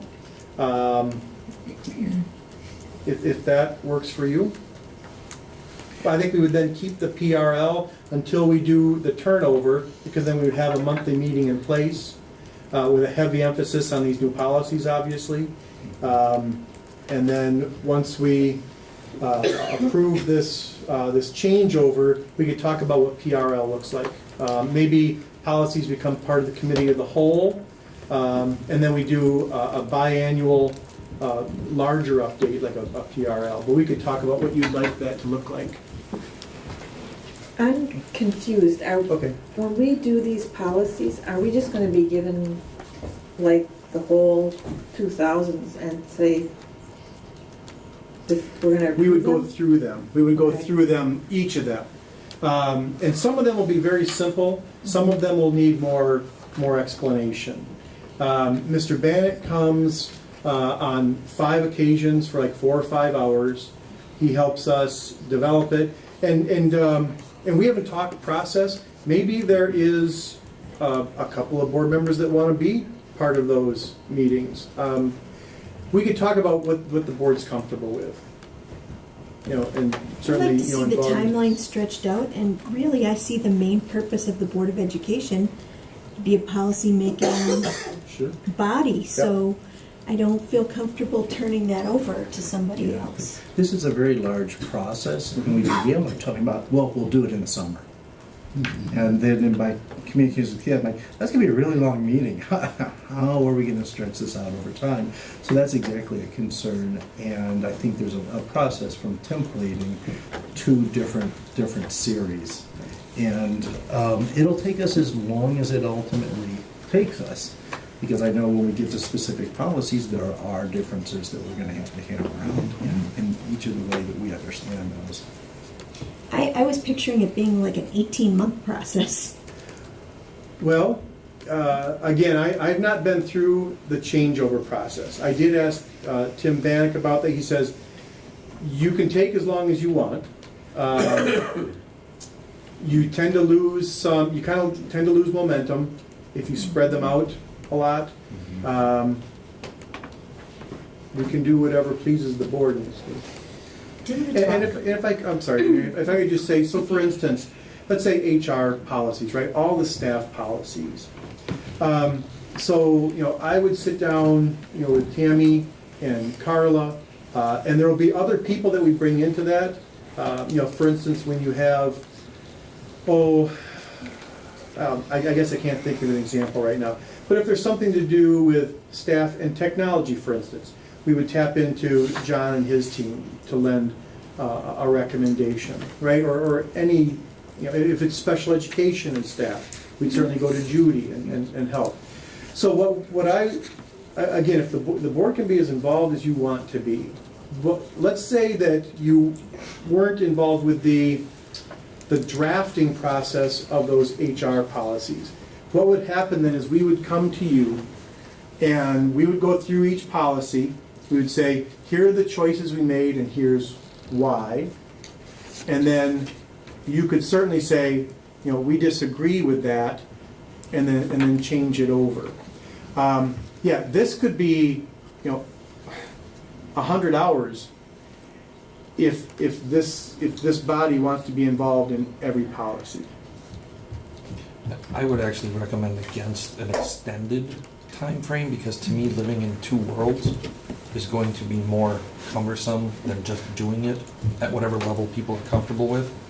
Making that, pulling the Band-Aid off, getting it done, implemented, and let's move on. Even if we have to come back later because we noticed something we didn't notice the first time. Yeah, this is an iterative process. Yes. It's no different than, we've been reviewing policies for 7 years I've been here. Yep. Yeah. That makes sense. And I remember we wanted most of the changes to be I guess, reviewed before each school year started.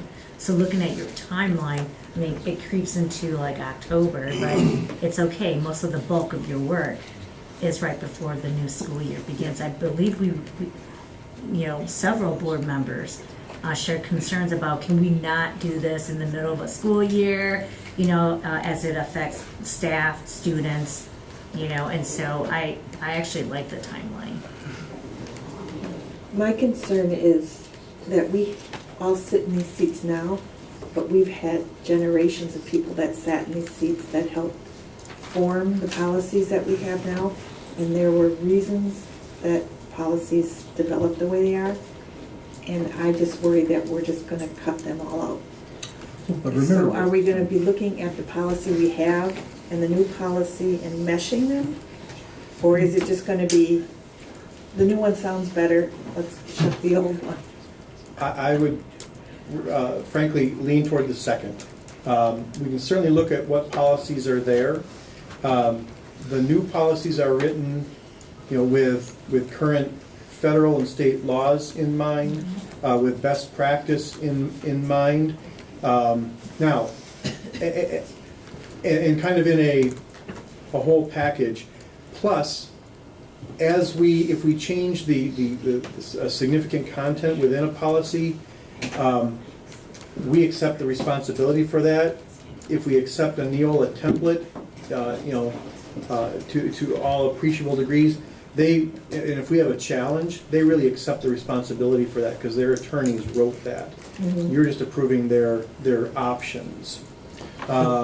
Keith, that wouldn't prevent us, to Jane's point, if there is something in policy 5250 that, and we have a chance to review those at all times, I think this is a very key component. I can bring that forward when we're talking about that and say, hey, I think we should include this piece. Right, those are gonna, like, the ones that don't change how we do things, they just change the way it's worded to keep with the form and be legally correct, are gonna be the easy ones. Yes. Mhm. But every now and then, we're gonna run into one that suggests we change how we do things, and those are the ones that are gonna take us more time. Yes. Right. And you have ultimate control of that. And back to Jane's point, the policies we have are the work of generations, but so are the Neola policies. That they're not just inspiration, they're also a result of lots of people's different experiences. Do you think we'll have a better idea once we do the first chunk, that it'll make more sense, like to me? Yes, absolutely. I'll say, oh yeah, this isn't exactly what I thought it was. And Yeah. we can move a little faster. And so for instance, Tricia, you asked last time, does Neola have a mental health policy? And I had said, yes, they do. Well, after I said that, I said, I think they do. So I actually asked him to send it to me, and they don't. So if the board, they have a wellness policy, right, but they don't have a mental health. So that would be an example. You brought 3 or 4 really nice examples. The board can certainly supplement, with our own local interest and need. This is essentially a framework, it's not a box. Correct. Yes. Okay. Trust me, a year from now, you'll be happy. Notice he didn't say a month or two from now. Yeah. No, not a month or two from now. Maybe 6 months. Well, maybe. The contrarian in me always answers, no, I won't. But I'm hopeful. All right, so unless there's further comment or question, I'm looking for a motion to approve the implementation of Neola policy and bylaws services. So moved. Second. All in favor, signify by saying aye. Aye. Abstentions? Excuse me, opposed, abstentions? Motion carries. We've got 2 that are really fast and easy, I would think. So you guys are gonna tell me I'm wrong. This is the proposed resolution to support increased reimbursement of special education funding. We already went over this tonight. Is there anything else you need to bring up before I ask for the motion? No, other than just to note it as As changed. revised. Yeah, that's right. So I'm looking for a motion to approve the resolution as revised tonight to support increased reimbursement of special education funding. So moved. Second. All in favor, signify by saying aye. Aye. Opposed? Abstention? Motion carries. The next one is the proposed resolution to support general state aid increases and corresponding revenue limit increases. Any additional commentary or question? All right, so I'm looking for a motion to approve the resolution to support general state aid increase in the corresponding revenue limit increases as originally written this evening. So moved. Second. All in favor signify by saying aye. Aye. Opposed? Abstentions? Motion carries. Now, back to... What about the committee board referrals? I don't think there are. Committee board, we already... Oh, we did that? Yeah. Can I ask something while you're looking? Yeah, I noticed, and I forgot to mention this, that we're talking about board docs in this Neola. Are we switching over from board book to board docs? We don't have to, no. Okay. So our board, what do we use here? We use board book here. So we would continue, if you want, to do all our meetings in there because we've got all our history there. Board docs would just be where our policies exist, and they do talk. Okay. And again, once the policies are in board docs, they're also searchable for people. That's going to be a really nice element. Yeah. We can switch if you want. I know Cassie wants to. So. It doesn't matter to me. It doesn't. I think the board needs training, either even in board books and with our good reader. I know. Oh, okay. I think I'm maybe one of the only ones that is using the good reader. I use it. I use it. all the time. And I think And it's people that fantastic. sit next to me start using it after a while because I Yeah. harass them. Yeah, because it's such a good thing. Those are To the the right, doesn't it? But it just changed again, Yeah. just recently. Okay, so we have 3 more action items, and then we have open forum and then adjournment. Keith, looking for your input in particular here, I thought we'd do the teacher compensation and employee handbook. Lance and I will have to leave the room for those, and then the insurance last, because then in addition, Mary and Pat will be leaving the room. Is there a reason not to do it in that order? What's that? Yeah. We have a quorum. Okay. You got every, yes. Yeah. Quorum.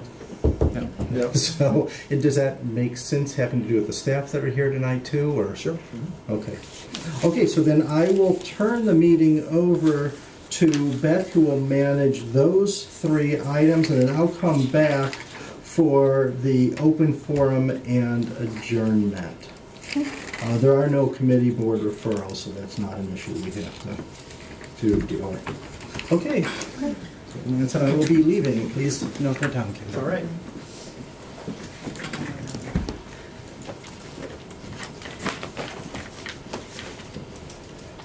So under new business, teacher compensation moving from Tier 4 back to Tier 3.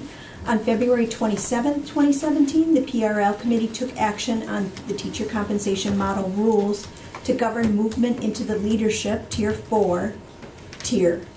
Through this action, approved by the full board on March 13, 2017, any Tier 4 teacher unable to fulfill the leadership requirement for a second consecutive year would return to Tier 3 placement in the highest cell. Since this action, the compensation model has evolved through board action, and it has become clear that a modification to the rule governing a return to Tier 3 is necessary. Rather than returning to the highest salary in Tier 3, a teacher failing to complete the leadership plan for the second consecutive year will be placed back in Tier 3 with advancement granted as though they had been in Tier 3 throughout. And this comes with recommendation from the Ed Ops Committee. We talked about this last month. Any other comment? I just want to reiterate that we did talk about this at length. I think sometimes when we come to the regular board meeting, there's a perception out there that we just move really fast through these items. And one of the things that I had asked about, and both Andrea Sheridan and Chris Nyman reassured us as a board that any teacher that might be moved back does have notice. They are aware that you are not fulfilling what you need to stay at this level. So I think that's important to point out. Mm-hmm. Thanks for bringing that up. Yes, you're right, and I should have mentioned that, but I'm glad you did. Mm-hmm. Anything else? Can I just add, is the 2 years not long enough for them to complete the leadership plan? What's been some of the, I guess, feedback from those who have entered into Tier 4? Is it because 2 years is too long, too short? I think they have a different leadership plan for each year. Correct. Or they can have one that lasts 2 years, correct? Correct. And I think when I was on the compensation committee, we talked about this at length, and so, you know, life happens. Maybe your spouse is ill, and you just can't do that extra work. You know, there are a lot of things, and we felt that 2 years was adequate, that someone could step back into their leadership role or go back to Tier 3 because their life was getting too complicated and they couldn't fulfill what they wanted to do as a leader. Is there an appeal process for an extension due to certain circumstances? I'm just trying to ask all the No, I think we thought 2 years was adequate. That if you couldn't fulfill it in 2 years, you needed to take a step back. You could always go back, but we felt that 2 years was an adequate time to give you a chance. So, has there been some concerns that 2 years is too long or too short? Not enough time? Do you have, what's the percentage of our educators who are going to be going back to Tier 3? Do we even have those results today? None now? No. Okay. This is just being proactive. So we know where we want to go if it were to ever happen. I find this all very confusing. It just, when we're talking about we've adjusted someone's salary and now we're gonna adjust it back. To me, it almost seems like it's a bonus type situation where you've earned this bonus and now you don't earn it anymore, so you're just gonna get your salary. And I think we complicate it even more by saying we're gonna give you this higher salary, but you might not get to keep it. Well, but Jane, it all centers around being a leader. And if sometime in your life you can't take on that leadership role, then you have to step back from it. So my analogy is like on the school board, let's say that you're the president and then you find that it takes more time and that you just need to be the regular member for a while, you change your role. And this was just strictly a leadership role. And it wasn't meant for everybody. It was meant for a small percentage of teachers. So when you weren't able, for whatever circumstances, or maybe you didn't even like it, then you can step back. Right, so this is an administrative update for a situation that hasn't happened yet, right? But could in the future, and likely or could get eliminated through an alternate compensation model. Yes. Yep. When we change it, it'll be moved. Okay, yeah. So accurate. And Jane, to your point, I think just the actual development of the leadership plan is incredibly cooperative in terms of work with the individual creating the leadership plan, the building level administrator, and the education department. So there's a great deal of conversation and thought that goes into the development of that plan, and then the follow through in terms of supporting the educator where they're actually completing the leadership plan, whether it happens to be laid out for a 1 year period or 2 year period. So it's not a surprise to you? It's not a surprise, no. No.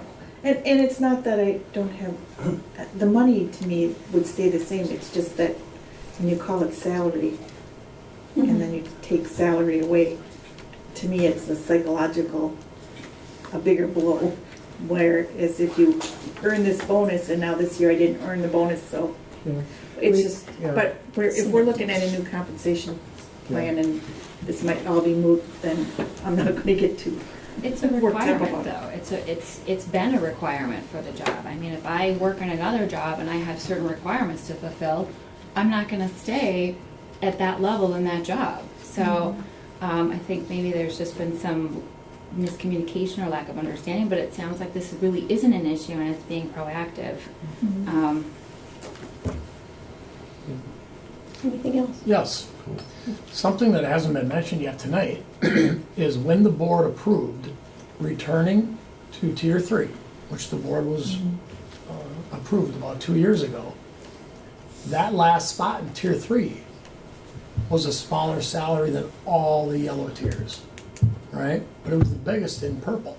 Since then, the board took action to increase the yellow. And I showed that to you on March 18th. And I showed you 3 visuals of what could happen and how it wasn't as big of a concern when the yellow wasn't as big. If you recall that. And it's also in board book. We could call it up and look at it together if you wanted. And since the board took action about a year ago on increasing the yellow, it created a loophole that at the time the teacher compensation model review team acknowledged real quickly it was a loophole. Well, we had 3 solutions and we couldn't decide which one was the best. We need to find a solution, so I put one in front of you on March 18th. And it was the one that got the most support at the teacher compensation model review team. So that's how it got here. So that hasn't been mentioned yet tonight. I think that's important. I had that in the back of my mind, but I didn't want to go there and rehash what we had already talked about. But it's a very important point. Anything else? Then I would seek a motion to approve the change in language regarding teachers returning from Tier 4 to Tier 3 in the compensation model as presented. So move. Second. All those in favor signify by saying aye. Aye. Opposed? Abstentions? Motion carries. The next item is the employee handbook updates. We also talked about those at the March Education Operations Committee meeting at length. Carla McCanowitz, did I pronounce it correctly? Okay. Presented proposed changes to the employee handbook in regards to liquidated damages, and you'll remember the discussions we had about that. Is there anything else that somebody wants to add? Basically, it's putting us in equity with other districts. Then I would seek a motion to approve the revisions to the employee handbook as presented. So moved. Second. All those in favor signify by saying aye. Aye. Opposed? Abstentions? Motion carries. And now we'll go Beth, back. I'm sorry, I know we just voted on it, but I just want to clarify that we did talk about that at length. And it wasn't so much about the equity with the other districts, but the fact that it costs our district money with Right. those resignations. And That was another point. And so we had to change that motion last time around. So I was a bit delayed on there, but I just want to make sure we're clear on that. It really wasn't the fact of being That's right. It started equitable. out that way and then we amended it. It You're was right. the cost to the district when that happens. Thank you for clarifying that. I appreciate it. Okay, so now we're going to go back to the health insurance plan design changes, which is under old recurring business. Cassie, I will not be returning. Do you have a page number? We've jumped around so much tonight. 61. Thank you.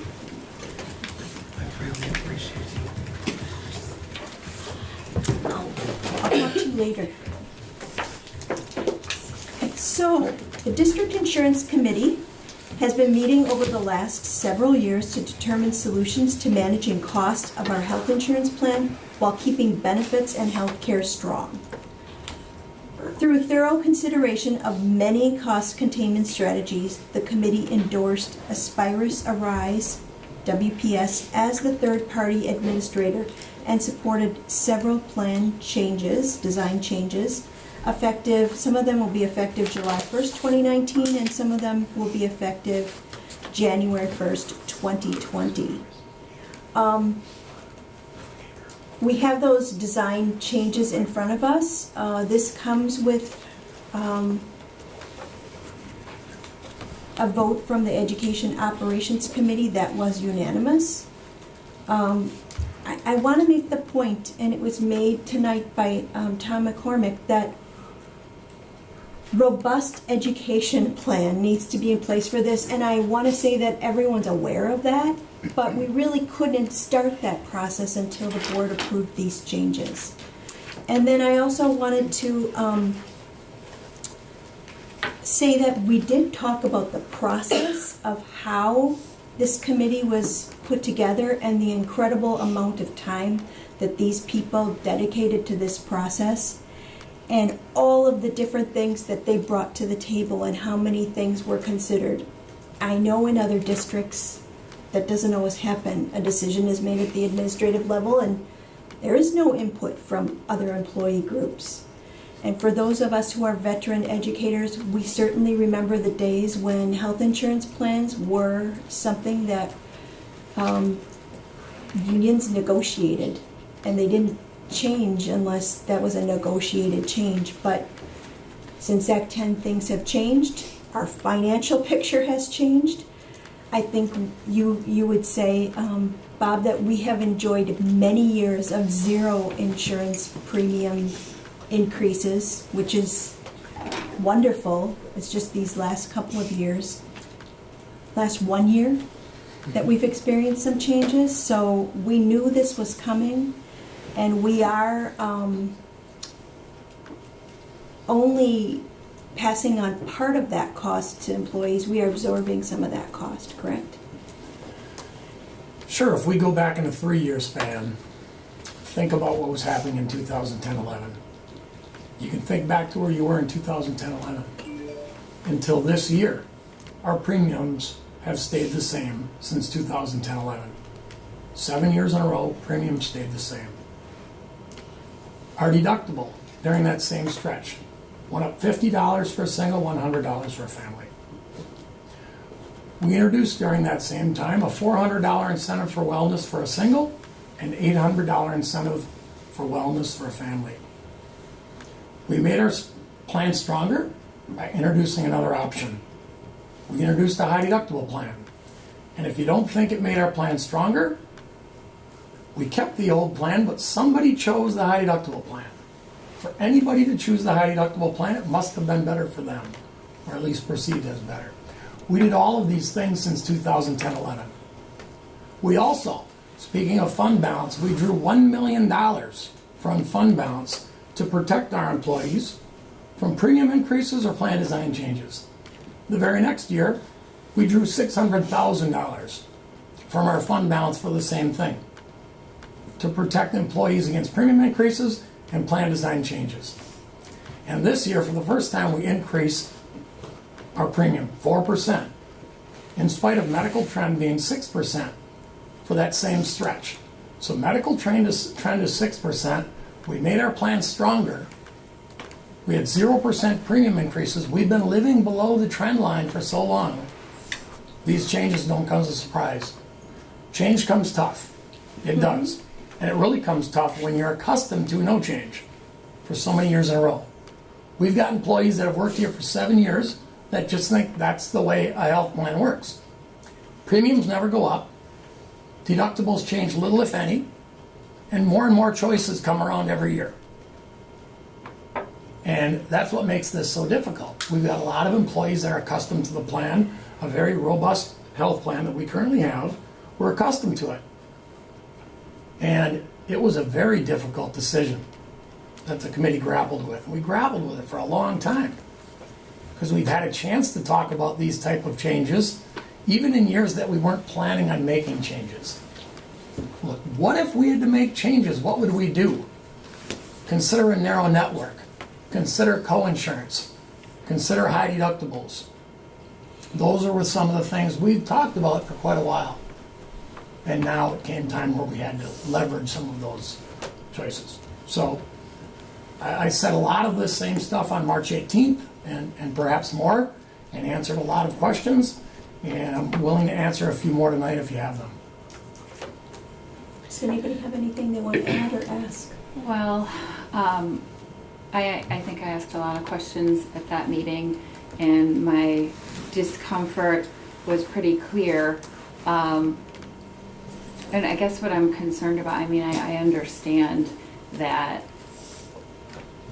we're sitting in what seems to be a best solution scenario for what we're dealing with. We've heard, as a board, we've heard from more individuals by email tonight. I've heard privately from teachers as well. And what I'm really concerned about is we've got a number of morale killers on the agenda tonight that could be misunderstood, misperceived between the liquidated damages and the, I'm sorry, it's been a long day. We're talking about health insurance. Plan design changes and premiums. The moving tier 4 to tier 3. So between the three of these, I'm very, very concerned that pending this vote, we're gonna have a very unhappy group of staff tomorrow. So I know it's been on our previous committee meetings, but for whatever reason, sometimes it just does not get to the teachers until it's on this agenda, on like the regular board meeting. So I don't have real specific questions about this because I asked a lot on March 18th, but I am concerned overall about how everything that we're dealing with right now. I think it should be said that the unknown is sort of scary too, and when the details of what this actually involves come out, then people are going to have a better comfort level because they're going to have some facts to deal with instead of wondering what things are. I think that point was very clearly made, that the information needs to get out fast and very clear. And I just really believe that, and I agree with what you're saying, Tricia. I think these are the kind of things that people struggle with. On the other hand, if we look at, say, not raising it for as long as we did in the things that we have done, and look what's happening in the industry and in the private sector, I think this has just caught up to us, unfortunately, but it's caught up with everybody. Right. And I thought it was interesting, the man that gave an overview about the insurance said that healthcare is going up 0.5% a month. And that's pretty scary if you look at what we're looking for in the future.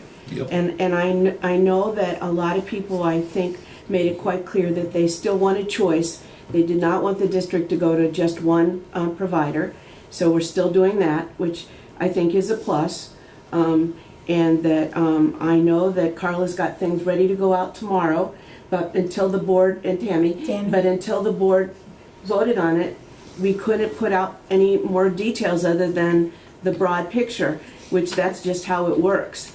And I feel bad too, but insurance is not a fun topic. And as a senior citizen, every time I have a birthday, my insurance goes up $300 a year. So I'm just thinking it rightly. So it's just not a pleasant topic, but it's what we're faced with. And our hands are tied. If our legislators would listen to the people in this state and in this country, we'd have single payer and we wouldn't have to struggle with this.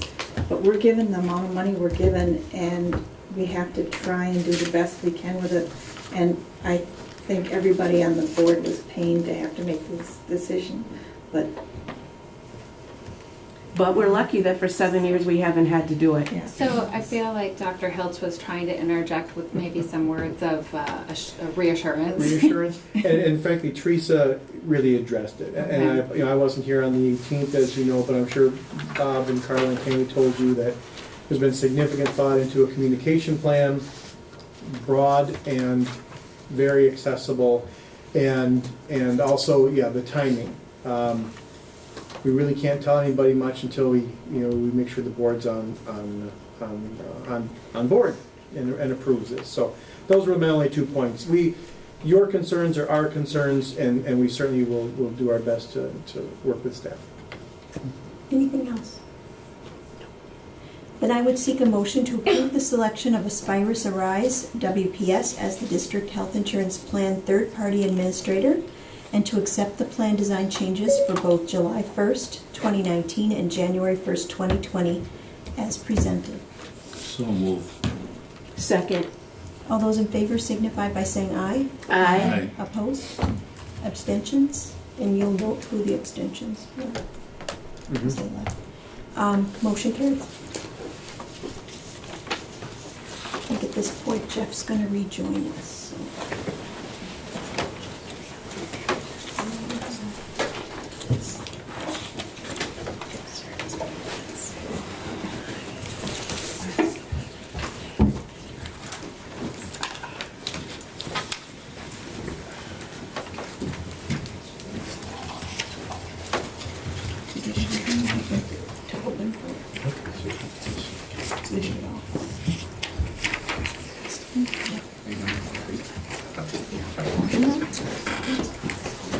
right, the next item on the agenda is the open forum for public commentary, public and student commentary for items not appearing on the agenda. Nobody, okay. All right, so then we move on to adjournment. Looking for a motion to adjourn. So moved. Second. All in favor, signify by saying aye. Aye. The audience can vote on that one. So thank you very much.